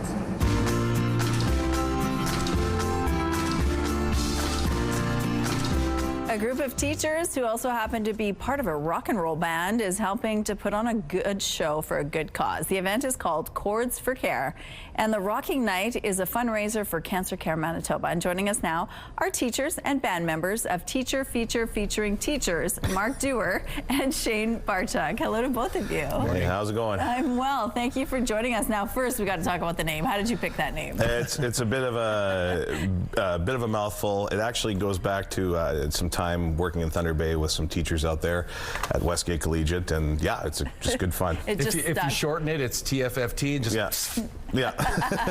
Okay, well, first of all, let's just talk about how you all became rock and rollers while teaching. How did that begin? Well, we've all been in bands since we were in our teenage years, whether that's rock, punk, metal. So when we started working together at Gordonville High School, we just started getting together to jam and have fun, and it's part of just a mental health care routine, just like working out or eating well, and playing music is part of it. What is it about rock and roll though that stuck for you guys? It's just a common interest, get the let out. It's a chance to, you meet on Wednesday nights and kind of give her for a bit, and let all those stresses kind of melt away from the week. Okay, so you decided to put on this event. It's the first time you're doing this. So what inspired you to do this? So we've had over the past year, a bunch of friends and family that were diagnosed with cancer, and so when that happens, you feel a little helpless, because it's up to the doctors and the nurses and the things to help out. Like, there's things you can do, bring in meals and all that kind of stuff. Right. But we thought maybe we can help support those doctors and nurses who did such great work with the folks that we love. And Cancer Care Manitoba kind of covers the things that's not in the budget kind of thing to help out with that, and so that's kind of our way. We put on a party and raise some money for a really good cause. Okay. And the Winnipeg music scene has always been about giving back as well, so just continuing that tradition. All right, well, so let's talk about that night itself, because it's going to be quite a show. There's 3 bands, there's your band, and then there's 2 others. Tell us a little bit about what's happening that night. Yeah, so there's 3 bands. The first band is going to be a new kind of rock and roll punk band out of a bunch of 16-year-olds out of Wolseley called Strange and Unusual. Including one of them is your son. Yes. Okay, so your influence is certainly latched onto him. Well, you'll see it. Musically, we're a little different, but yeah. But they're great. And then the second band is a band by the name of Baglando, which are... that's 2 sisters, Emma and Sophie Stevens. Okay. And they used to be former students of ours years ago, and they're really taking off and involved in the music scene right now in Winnipeg. Okay, so when you talked to them, they felt this was important for them as well to take part in this concert? Yeah, I think it's, again, it's a chance to kind of raise some money for a good cause. Cancer affects, everybody in some way, whether it's a friends or family, like, because of the good work these doctors and nurses have done and the healthcare system's done, I still have a mom. And so I'm pretty happy about that. Absolutely. And so got to give back somehow. Okay, so that night itself, it's happening on February the 7th at the Park Theatre. What do you want people to know?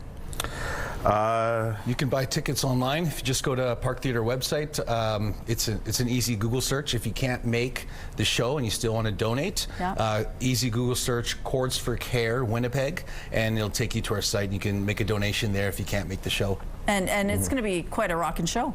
It'll be fun. What is it going to be like? And describe the scene for me. Oh, I just, we're kind of like a alternative rock. Very danceable. Yeah, very danceable stuff. There's be some covers, lots of originals. I know the first two bands are doing a lot of original stuff, and it's just going to be a great party. Sounds like it. Well, if you want more details on how to get your hands on tickets, we also have a link on our website, Chords for Care, happening February 7th, 8 o'clock at the Park Theatre. Thanks, you guys. Thank you very much. Community Connection is brought to you by Mr. Reuter Plumbing. Born to be a hero, trained to be a plumber. Hi everyone, Mark Rowe inside the Sports Center newsroom with your must-see moment from Wednesday. Before we head to Columbus, the Blue Jackets taking on the Flyers. Adam Fantilli all alone, staring at an open net until he's robbed by the glove of Dan Vladar. A wild save to get across and steal the goal. The best of his 26 on the night. Unfortunately for him, the Flyers didn't get the win, but Vladar gets your must-see moment. And today on TSN, our coverage of the Scotties Tournament of Hearts continues. 3 draws through the day starting at 9 a.m. Eastern, 6 o'clock Pacific. That's all from the Sports Center newsroom. Have a great day.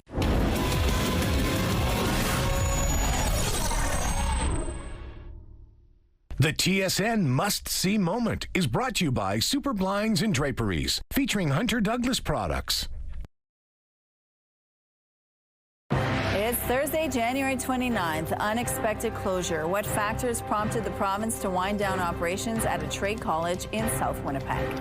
Cautious optimism in the auto sector. Canada considers a partnership with automakers in a country that's also in the trade crosshairs of the Trump administration. And you may find the late night sound of the snowplow clearing your street to be comforting. Well, in the future, the owner of this vehicle may associate that noise with anything but pleasant thoughts. Your Morning Winnipeg starts right now.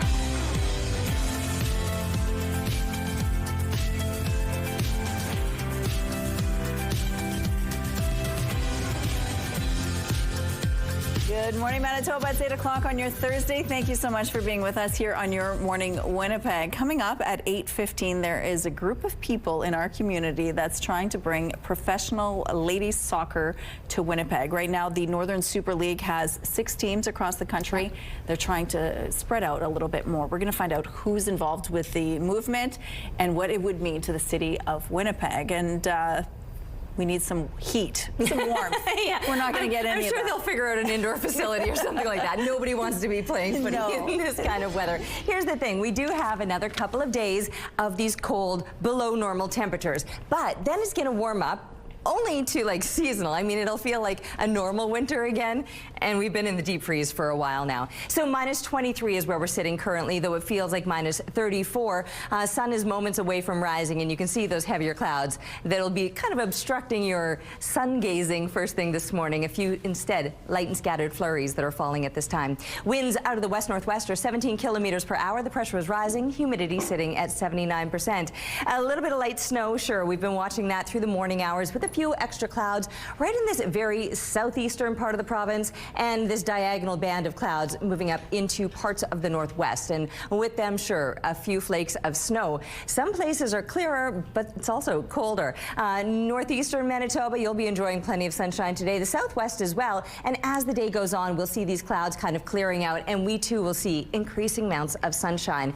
And then very clear conditions overnight, but those temperatures really drop off this coming night, and we'll still be enjoying all of that sunshine for tomorrow. The change-up will actually come this weekend. You can see the heavier clouds clouds moving in for Saturday, and with it some precipitation. But it's also going to be warming up big time. I mean, especially compared to where we've been with those deep freeze temperatures over the past weekend, and now still below seasonal for the rest of this week. But this coming weekend, things are warming up to above seasonal, -11 being normal for this time of year. A couple of snowmen out there enjoying the sunshine. Thank you so much to Aurora for our art today, and we'd love to see what you're working on. So send your art to Winnipeg Weather at ctv.ca. The Weather Art of the Day is brought to you by 103.1 Virgin Radio. A major educational institution has made a sudden announcement that will impact the skilled trade sector in the province. On Wednesday, the Manitoba Institute of Trade and Technology announced it's winding down its programs and not taking on any new students. Since 2023-24, they've had a net reduction of 61% of their student population. And that's just not, there's no backfilling that. On Wednesday, Minister of Advanced Education and Training Renee Cable says MITT is facing severe financial shortfalls. She confirmed that a steep decline in international students at MITT due to federal limits is to blame. In a statement released online, MITT and the province say selected programs will transfer to Red River College Polytech. Minister Cable assured current students that they will be able to graduate over their remaining program period. I would say I see you, and we got your back. We're working together, bringing people together to come up with solutions that will ensure that folks get the training they need and that there's as little disruption as possible. According to MITT's 2024 annual report, there were 4,600 students enrolled that year. The province said 386 staff are currently working and may be impacted over the coming year. A new partnership may be in the works for Canada when it comes to manufacturing cars involving South Korea. These are very friendly discussions between two countries that have found themselves with extremely similar geopolitical dynamics and similar economies, and in many ways complementary. And that was our main message. CTV News has learned the federal government has signed a memorandum of understanding with South Korea to include talks on bringing auto manufacturing to Canada. A South Korean trade delegation, including representatives from Hyundai, met with the industry minister this week. The MOU calls for closer industrial cooperation and was signed by Minister Melanisha Lee and her South Korean counterpart. The South Korean delegation also included officials from a company trying to win a contract to build Canadian submarines. This is one of the risks of parking your car on the street in the winter. This video shared with CTV News shows a snowplow hitting a parked car in Toronto. This happened in Midtown, where some of the streets are narrow. The plow took off the panel off one of the back doors. Windows on the driver's side were also shattered. The city says the contractor will pay for the damage. It would have been cheaper to just tow that car. Here's a look at what's happening now on the St. James Bridge. It looks like things are still quite light in this part of the city. Overall, moving quite well over here. If you see any issues out there, please send us a tip. Traffic is brought to you by Mr. Lube Plus Tires. Open late, ready when you are. All right, we're going to continue our conversation with Ainsley McPhail now, who's telling us all about the St. Boniface Mega Million Choices Lottery and about a baby that was born 15 years ago at the St. Boniface Hospital. Good morning. Good morning. The NICU is a place that has seen some beautiful miracles come to life. Tabby is one of those miracles. She's 15 now, and Delka is her mom, and she joins me once again. What a time. What can you tell me about that time and the patient care you received at St. B? It was a hard time. There were a lot of ups and downs. And I said I was on my own, right? Because the parents didn't have a lot of time to hang out with each other. So years later, as I found out about this parent partner program that was coming up from St. B. And it's pretty much a way for parents to connect with other parents and give them support while on the unit. So when that opportunity came up, I was like, I would have loved this when I was there. So it's like my chance to give back. I've been there since September of last year. So this is my little over a year. And in the year I've been there, there's been so much improvement, so much progress with the families. We now have a family room, things like that. Comforts that we didn't have previously, now we have. And I'm just glad that I'm able to like be part of that, because giving back is so important, and allowing the parents to feel comfortable is also important too. What does that look like for you? Are you there providing words of encouragement? Yes, I am often by the bedside. I do go up on the unit when I'm there in the building, so I build relationships with the families. We have kind of parent groups, so we also have an opportunity to, as peers, meet. And now we also have volunteers coming on board as veteran parents to help veteran parents. So the program is expanding, which is really good for myself and the parents. Guys, this is what happens when you buy a ticket. Isn't that incredible? Today is the winter deadline. StBMegamillionChoices.ca is where you can get those tickets. Thank you, Ainsley. Months after Hurricane Melissa ravaged Jamaica, the island nation is still trying to rebuild, with damage estimates ranging between $8 and $15 billion. CTV's Maya Johnston traveled there, discovering how Canadians are intertwined with that country's recovery. Despite the devastation in the coastal community of Parity, in the hard-hit parish of St. Elizabeth, Jennifer Forbes is grateful. Lost a lot, but I give thanks for life, you know? When Hurricane Melissa made landfall in Jamaica as a Category 5 storm, at least 45 people were killed. Forbes could have been one of them. The storm surge sent seawater bursting into his home. With water rising to his chest, he was trapped until he was able to escape through a window. The water went down, but the shaking of the house, I think it would collapse, as I said before, you know? So I'm glad that I survived, you know? As for Jamaica's economic survival, tourism is key. It accounts for a third of the economy, and it's very important to us. As the tourism industry recovers, the island recovers. This couple from Boucherville, Quebec has visited this Negril resort more than a dozen times. They say canceling this year's trip was out of the question. We feel home away from home. It's our second family. While many hotels in tourism hotspots are now fully operational, many Jamaicans living in rural areas still don't have electricity. Holland Power Services and Greystone, both private companies based in New Brunswick, are here to help. It's a proud moment for Canada, like over 300 Canadians that are here helping rebuild the electricity system, essentially. And we're fortunate that Canada has expertise in that category. We've never seen anything like this. This is historic. It must have been terrifying to be here when the storm came through.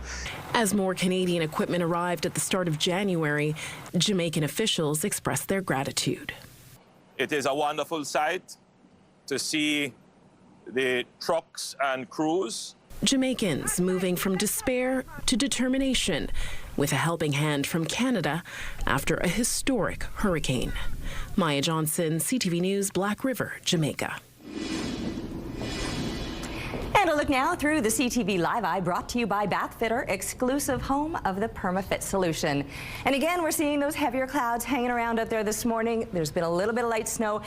Perhaps could be reducing traction if you're a pedestrian out on the sidewalks or even on those streets. So just keep that in mind this morning. But the snow is very light, not amounting to too much. And what we have noticed this morning is some really nice temperatures on the rise. It was as cold as minus 28 first thing this morning. So we've already made some really nice gains here in the southeast. It's come with a few extra clouds, and that's what you're seeing out there this morning. So it may look a little bit gloomy, but where it's clearer in Brandon, sun shining bright, you can see how much colder it is with that lack of cloud insulation. Moving up into northern Manitoba, and again, we're seeing a difference in the temperatures from the high minus 20s, where it is a little bit clearer, versus some low minus 20s, a few extra clouds, a little bit milder. With those clouds, perhaps some light and scattered snow. Now, the winds on the light to moderate side today, and we're not seeing shocking wind chill values around the minus 30 zone. I mean, for this time of year, and I suppose relatively speaking, because we just came out of that deep freeze with high minus 40 wind chills, even hitting minus 50s at times. Minus 30 doesn't really seem so bad, and it will still improve. We've got some really nice temperatures coming this weekend. A look at the satellite image, and you can see clear in the southwest and the northeast with this band of clouds that's cutting through, and with those clouds, maybe some light snow. But as the day goes on, it'll be clearing out nicely, and by the time kids are coming home from school today, -17. Now, that is still below seasonal. Today and tomorrow, we're still dealing with the colder weather. The warm-up comes this weekend. It'll last through the middle of the week. We're taking a break, but we'll be back with Your Morning Winnipeg.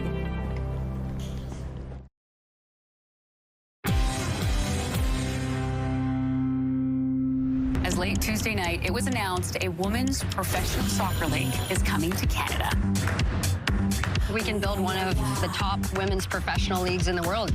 A documentary that explores the origins of Canada's first professional women's soccer team screened at the Canadian Museum for Human Rights last night.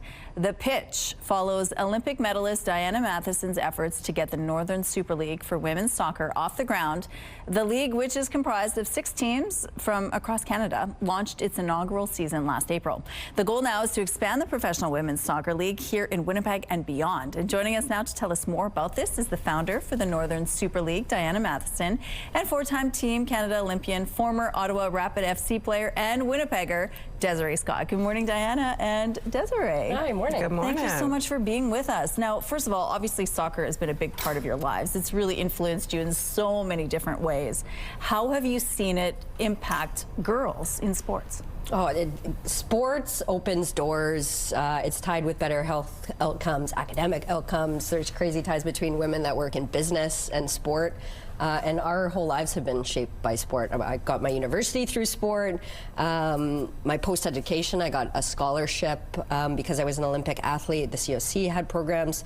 I met my friends, my wife through sport. Yeah. And part of what we want to do with this league is make more opportunities like that available to girls across Canada instead of just the few of us that were lucky enough to make it. And typically what happens is once you've played sports your whole life, you graduate from high school and then you had to leave. You had to leave Canada to play, right? Yeah, we had the same pathway that I think all Canadian women's soccer players that wanted to go play pro have had for forever up until last year.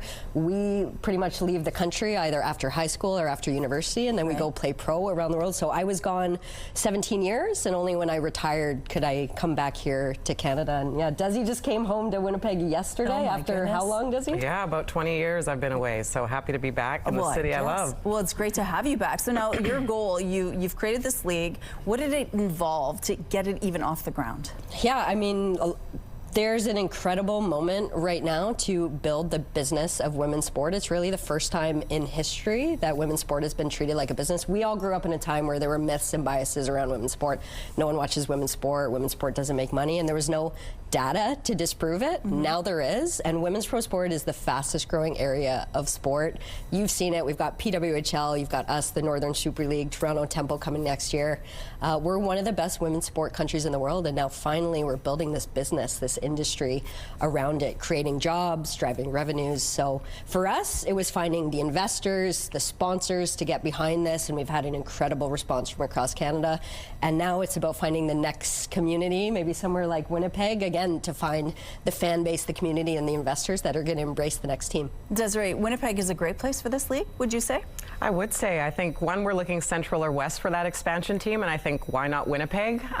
There's no professional team from Toronto, Minnesota to Calgary, and the next thing could be Winnipeg, and I think there's so much untapped potential here in the city, not only what's within the community, but the soccer players and the people who want to invest and grow the game here. So I'm pushing for 27 in Winnipeg for sure. That's very exciting. Last night at the Canadian Museum for Human Rights, a lot of big players were there watching this documentary.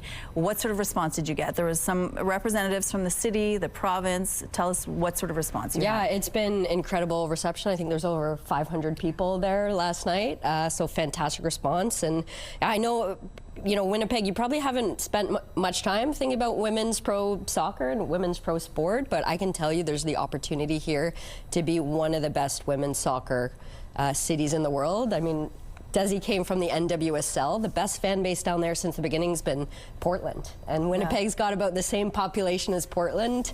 You've got Desiree Scott, recently retired, and I can tell you if you get to watch the pitch, you'll learn that there's nothing more dangerous than a recently retired women's national team player that wants a job at home. So I think this would be a fantastic place to build.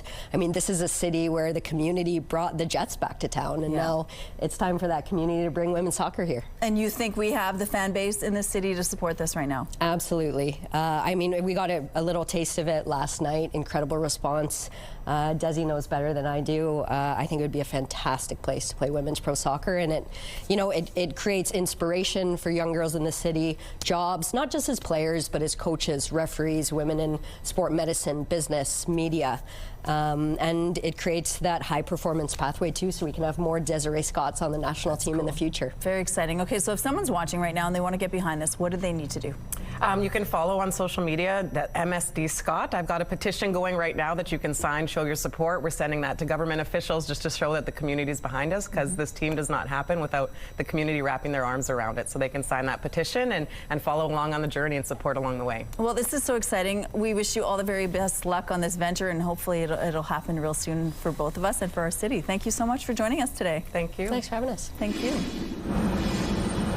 Okay, the little bit of light snow, it continues to fall, but honestly, it's looking pretty out here. And the fact that these temperatures have warmed as much as they have over the course of the morning, we're pretty much on par with what is normal for this time of year, and it's feeling quite pleasant. Minus 22, that is a normal low. Now, we started at minus 28, so we had to work our way back up to seasonal, but now that we're here, it is quite pleasant, and the winds are light as well. Just a 10K breeze out of the north-northwest, the pressure rising, humidity at 79%. So the clouds, they are hanging around for now. It's looking a little bit overcast, but I believe as the day goes on, we're going to see, first of all, the snow tapering off, the sky clearing out, and increasing amounts of sunshine throughout the afternoon. Other parts of the province, you're waking up to those clear conditions, but with the clear conditions, you've got some colder temperatures as well. It's been around minus 30 or close to it in and around the Brandon area through the southwest with that clear sky, which, by the way, we're going to experience tomorrow. Well, in fact, the sky will clear this afternoon, and clear conditions tonight. We'll have those temperatures plummeting. So through the day tomorrow, it's still going to be on the colder side, but it's these overnight lows that'll feel like a bit of a shock again. However, the warm-up is coming for the weekend. It will also come, though, with some heavier clouds and likely a bit of precipitation. But from there, we're expecting above seasonal temperatures, not just through the weekend. They're going to be lasting well into the middle of next week. And our weather picture today, a cute shot of, in the cold weather, this little owl all bundled up, trying to stay warm. We're not bundled up, huddled up, I suppose. It doesn't have the extra layers on. Anyway, keep the pictures coming. We love to see what you're taking shots of. Send those pics to Winnipeg Weather at CTV.ca. Weather is brought to you by Strictly Amish, exclusively in Arborg, Manitoba.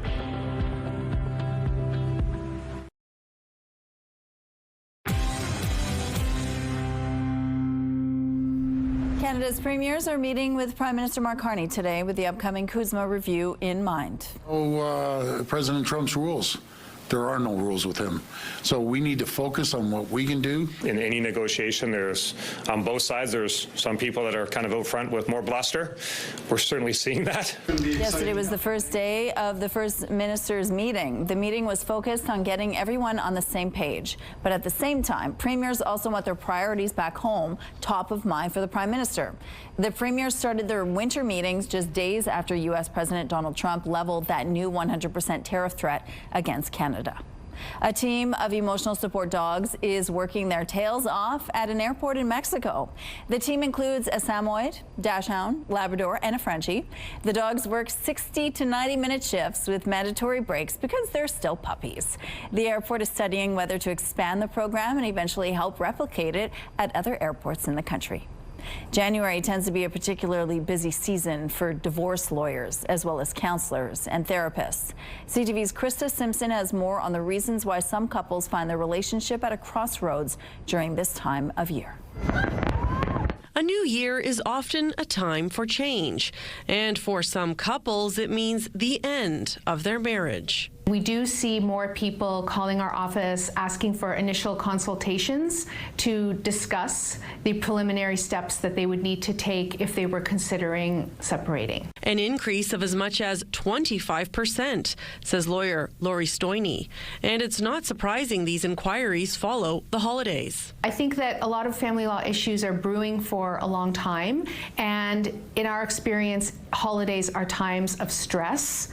And, after that stress has been experienced, people could be deciding to make alternative arrangements for their life and for their children. January is also a busy time of year for therapists and counselors. A lot of people wait for their benefits to kick in again. It's also a time where, you know, the weather is gray and people are not always feeling the best. Tammy Benwell says she sees couples who are trying to address challenges in their marriages, those who are navigating its end, as well as those who are trying to figure out what path they want to take. It's very common for, you know, some people to even say, I don't know what I want to do, but I know that this doesn't feel good. For those who do decide to separate, Stoynie says it's helpful to understand the legal framework, know the details of your financial situation, and have a strong support network. Whether that is family that you can lean on, or even seeking out a counselor or a therapist to talk to, because a lot of emotions come up. Benwell says therapy can play an important part in navigating the next steps. A lot of us are working to try and heal parts of ourselves in our relationships. And unfortunately, even if you proceed with a divorce, those parts are not going to be fixed. And so the reality is there's a strong likelihood that you may repeat similar patterns even in another relationship. And so that's where therapy can be helpful. And while January may be the busiest month when it comes to inquiries about divorce and separation, lawyer Lori Stoynie says the next most popular time is September, another month that is associated with change. Krista Simpson, CTV News, Kitchener. Here's a look at what's happening now on Donald Street. Things have picked up over here, but overall moving well. We're going to take a break. We'll be back after this.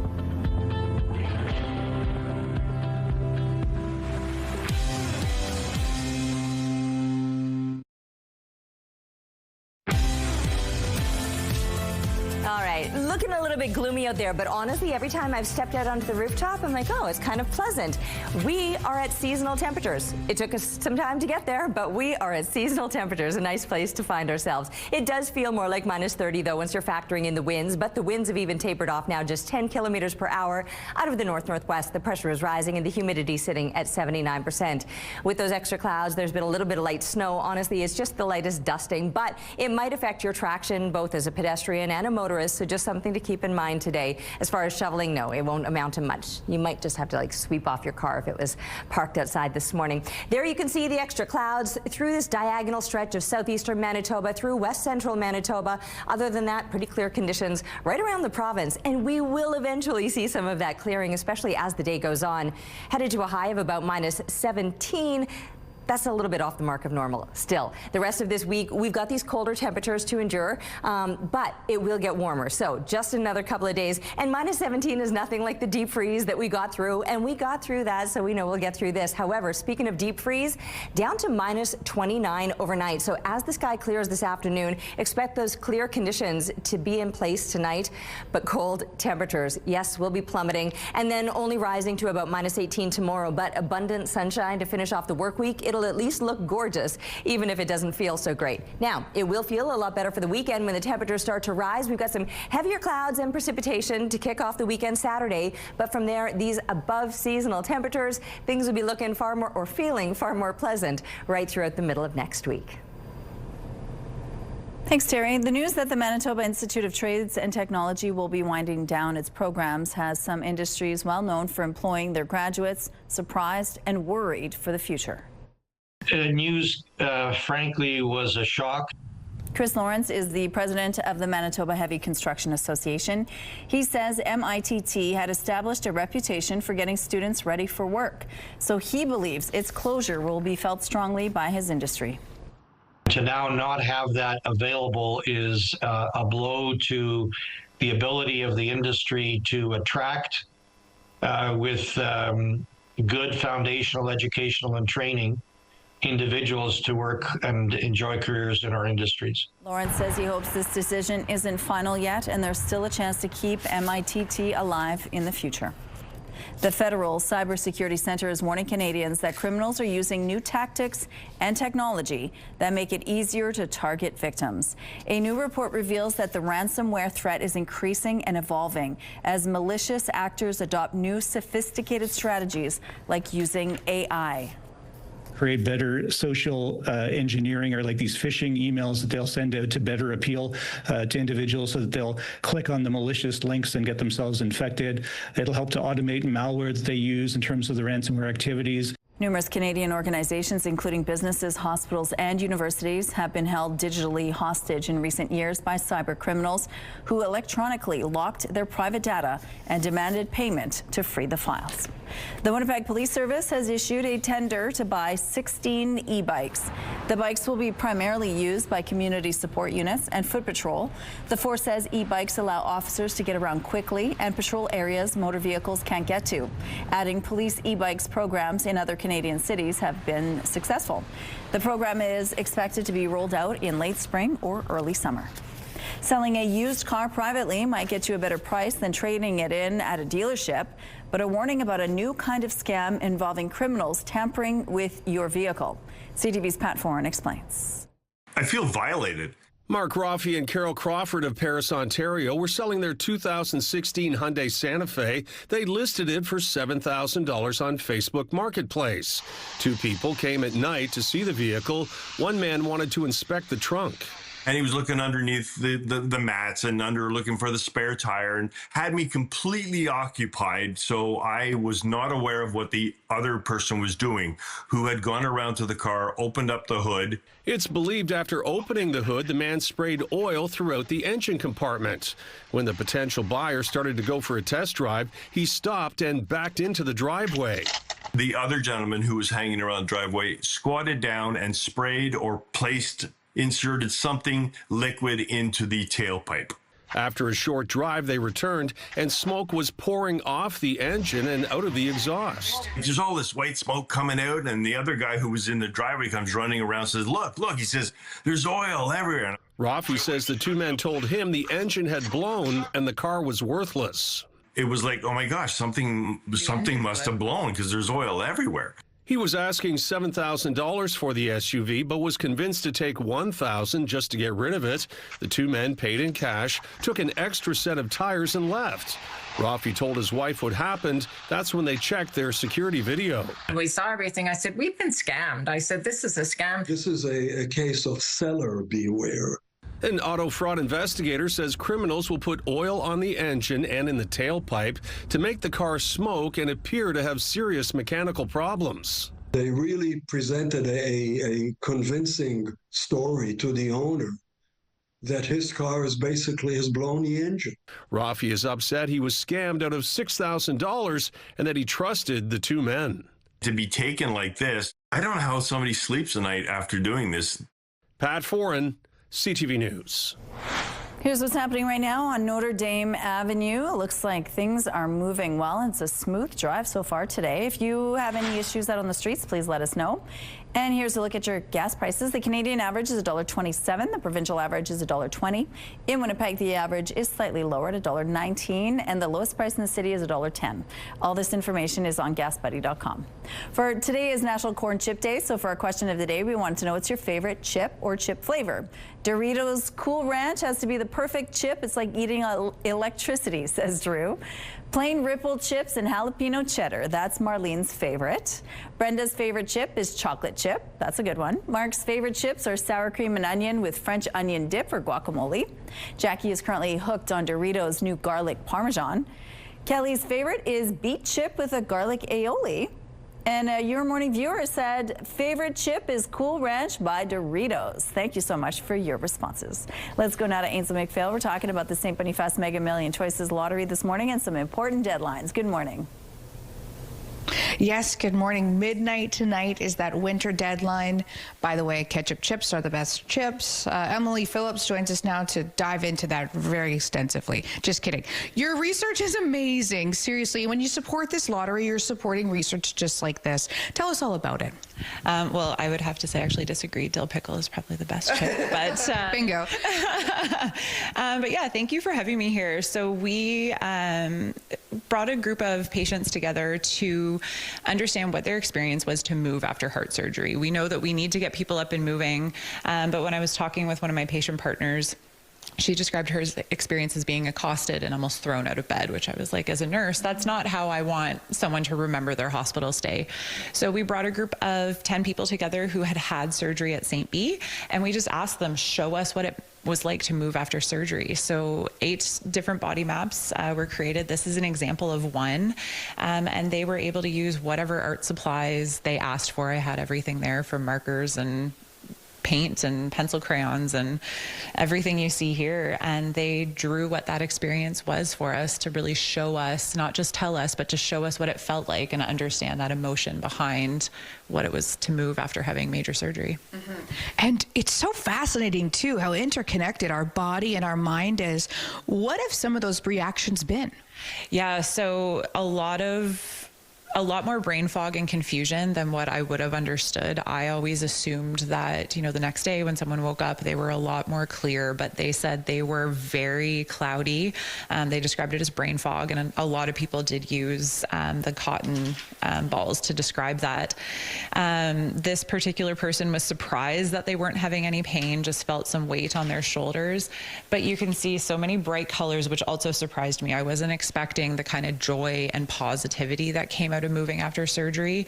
So overwhelmingly, folks shared that, it helped them feel that they were reclaiming themselves and the things that they loved by moving. And the more that they moved after surgery, the more they felt that, this person titled their body map alive again. They were able to reclaim who they were by moving after having surgery. Okay, it's not fair for me to ask you this question. Oh, why should people support the lottery? Because of course it's obvious it's doing fantastic things for our community, and you could win some serious cash or a home like this. So head to the website, stbmegamillionchoices.ca. Okay, thank you, Ainsley. Let's go out to the rooftop now. What's your favorite flavor, Terry? Oh, I would go for pretty much anything that's got a little bit of a tang to it. So like whether it's the salt and vinegar, the dill pickle, even the ketchup chips, I'm all about that. But I don't think there's a chip that I've ever said no to be honest with you. They're all good. Okay, out here this morning, it's snowing, just a little bit. Like honestly, it's the lightest dusting of snow, and we're finally sitting at seasonal temperatures. And I haven't been able to talk about that all week long. Not that we don't eventually get to those seasonal lows. It just hasn't happened in the morning hours when I've been standing out here doing my reports. We haven't gotten to the daytime highs, and we won't again today. So we're still missing the mark of those seasonal temps, but it will improve for the weekend. Minus 22 is where we're sitting right now. And yes, just a few flakes still wafting out here, but a very light breeze, 10 kilometers per hour. Is out of the north-northwest this morning, with the pressure rising and the humidity sitting at 79%. I can see some brighter patches in these clouds where the sun will eventually shine through for us. We're not going to see abundant sunshine today. That'll be tomorrow. Things will be clearing out this afternoon, but then very clear conditions overnight, and it's going to get cold. Those temperatures plummeting through the overnight hours, back up into those high minus teens for tomorrow, but that sky is going to be shockingly blue with plenty of sunshine for tomorrow. So it'll look good. It might not feel good yet. It should start feeling better for the weekend. That's when the mercury is expected to climb and finally get back to above seasonal temperatures for not just the weekend, but well through the middle of next week. We're taking a break. We'll see you soon with Your Morning Winnipeg. Weather is brought to you by Blinds Are Beautiful. Our new Hunter Douglas showroom is at 900 Lorimer.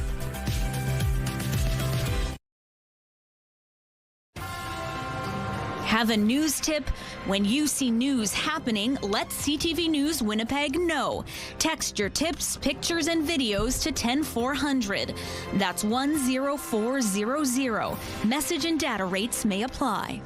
Good morning. Researchers in London, Ontario are using so-called poop pills to help improve results for advanced cancer patients.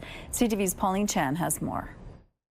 They call it fecal microbiota transplants, or FMT, also commonly known as poop pills. It was the first time in the world anybody actually used healthy donor FMT in kidney cancer patients. Blue capsules containing the diverse gut bacteria of healthy donors. On average, we have to screen 43 people to get a person who passes the screen. Saman Malecki says the gut is actually the largest immune organ in the body. The drugs that we are giving kidney cancer patients are immunotherapy drugs. These drugs work through activating the immune system. But there are side effects. They can activate an immune response against the lining of our gut, and the patients can experience severe diarrhea or colitis. And sometimes that can be actually life-threatening. Researchers at London Health Sciences combined FMT with immunotherapy for 20 patients with stage 4 kidney cancer, and they found that not only did response to the immunotherapy improve, those potentially life-threatening side effects were almost gone. So we are dealing with a combination treatment that is safe. It can improve response, but also it can reduce toxicity and improve your quality of life as a patient. Not only did it help kidney cancer patients, a second study out of Montreal looked at other cancers. From the lung cancer study, we showed that the response rate to immunotherapy went from about 40% to 80%. And in melanoma, it went from about 55% to 75%. FMT pioneer Dr. Mike Silverman says it's not just one type of gut bacteria needed, but a whole ecosystem. And they can even personalize the poop pills. For patients who are on certain types of cancer drugs and other people who donate for people who are on different drugs. So it's personalized medicine. And Dr. Silverman says if you're in the London area, let us know that they might be interested in being a poop donor, because we could always use more. More studies will be done involving earlier stage kidney cancer, as well as lung, skin, and pancreatic cancers. Pauline Chan, CTV News. A new production is using dance and choreography to explore how the human body is impacted by data, algorithms, and technology. Winnipeg's contemporary dancers' new show is called Motion After Effect, and it examines how the digital world is changing our bodies and physical lives. Joining us now to tell us more is the show's lead creator and performer, Freya Olafsson. Good morning, Freya. Good morning. Thanks so much for joining us. Now, what inspired this for you? Because technology is everywhere, and if anything, it's becoming more and more of a mainstay in our everyday lives. So how did you want to use that and incorporate it in this contemporary dance? Well, I guess working with technology has been a foundational piece of my practice and work as an artist since I'd say I started working with video in 2006, pre-recorded, performing alongside it. Yeah. And then in 2009, I started using like a live web camera feeds and software to be able to manipulate the images. But in my life and work as a dancer, I just really were saturated with images and have a visual practice of drawing and painting, and working with video was a really interesting way to have sort of moving backdrops and relate to contemporary issues for around media consumption of images and the body and representation. So that's what's sparked my work with tech, and then this work specifically expanded reality and the idea of how we experience and interface with technology, whether it's more physical, immersive. As someone who uses the body in performance, was really exciting to go from a flat two-dimensional video playing to the idea of three-dimensionality on screens and experiencing the screen all around you. Wow. So when the audience is watching you, they're getting many different things happening at once, which is kind of what technology is. It's an overstimulation of all of our senses, right? Yes, yeah, certainly. Yeah, so there's parts where the work, I have some surtitles on screen as well, in recognition also of many people's way of consuming or engaging with media. Many put on the surtitles or subtitles, captions, to have different modalities of ways of engaging with a work. So so it's, dance is part of my foundation as an artist, but there's quite a bit of text in this work where I've worked with finding people's descriptions of their experiences in VR, AR, whether it's games or say a VR pornography experience, and looking at the kind of language they use to describe their experiences. And I've found a way to stage that and relate to that online. So ultimately, what will the audience benefit from this experience? I think the work, if you're not familiar with some of the idea of expanded reality and that connecting to virtual reality, augmented reality, there's a number of terms out there. Apple introduced spatial computing with their headset. Right. If you're not familiar or haven't explored those technologies, you don't need to know about them definitely to experience the work, but it kind of provides a little bit of a window into some of how people are engaging with it, what's exciting to them about it, and concurrent to the descriptions of augmented reality, virtual reality experiences, I've also looked at people describing out-of-body or metaphysical explorations or explorations of psychedelics. So the other kinds of ways that people have used other tools to sort of understand their embodied space-time experience in new ways.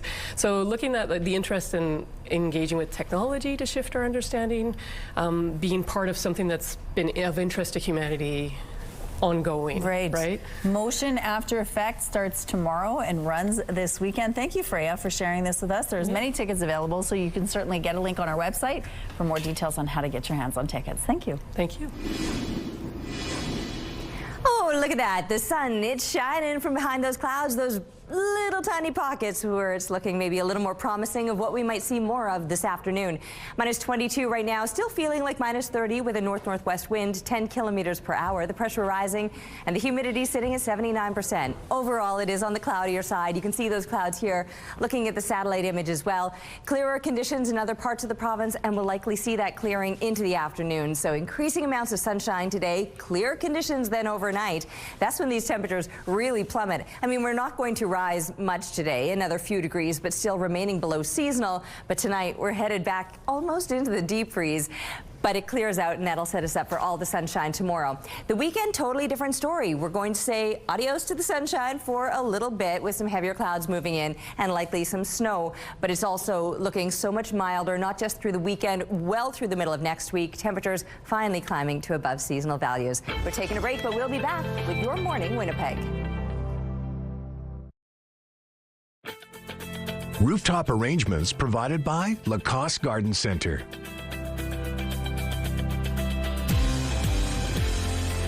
Salon services provided by Essentique Spa Salon.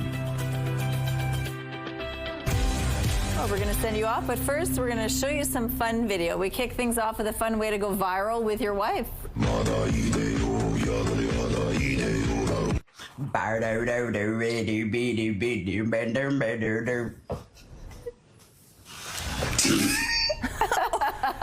This man dressed up like a bird of prey when his wife wanted an eagle to land on her arm, just like the video. Her husband delivered, talons and all. That's impressive. He's good. Oh, people with so much time. No kidding. And those of us that watch it. We love it. Well, a giant panda nursery in southwest China is sharing this adorable video of two of their cubs. They go through the full range of emotions any pair of siblings can feel. The video includes them playing together, cuddling, climbing, playing tug-of-war, and even bickering a little bit. Look at these two. Like, this is how I would consume my internet time, right? Just show me panda videos all day long. And then finally, a very funny fashion faux pas. Wow. And then what else did you do? You did your feet? Man, those are beautiful. This little girl decided to put on some press-on nails on her fingers and her toes. Her well-manicured hands and feet were a little shocking to her mom when she came out of the playroom. Apparently, she sounded like a dog clacking around the house. Tickety tick tick tick. Oh my goodness, that's awesome. Have a great day. We'll see you tomorrow.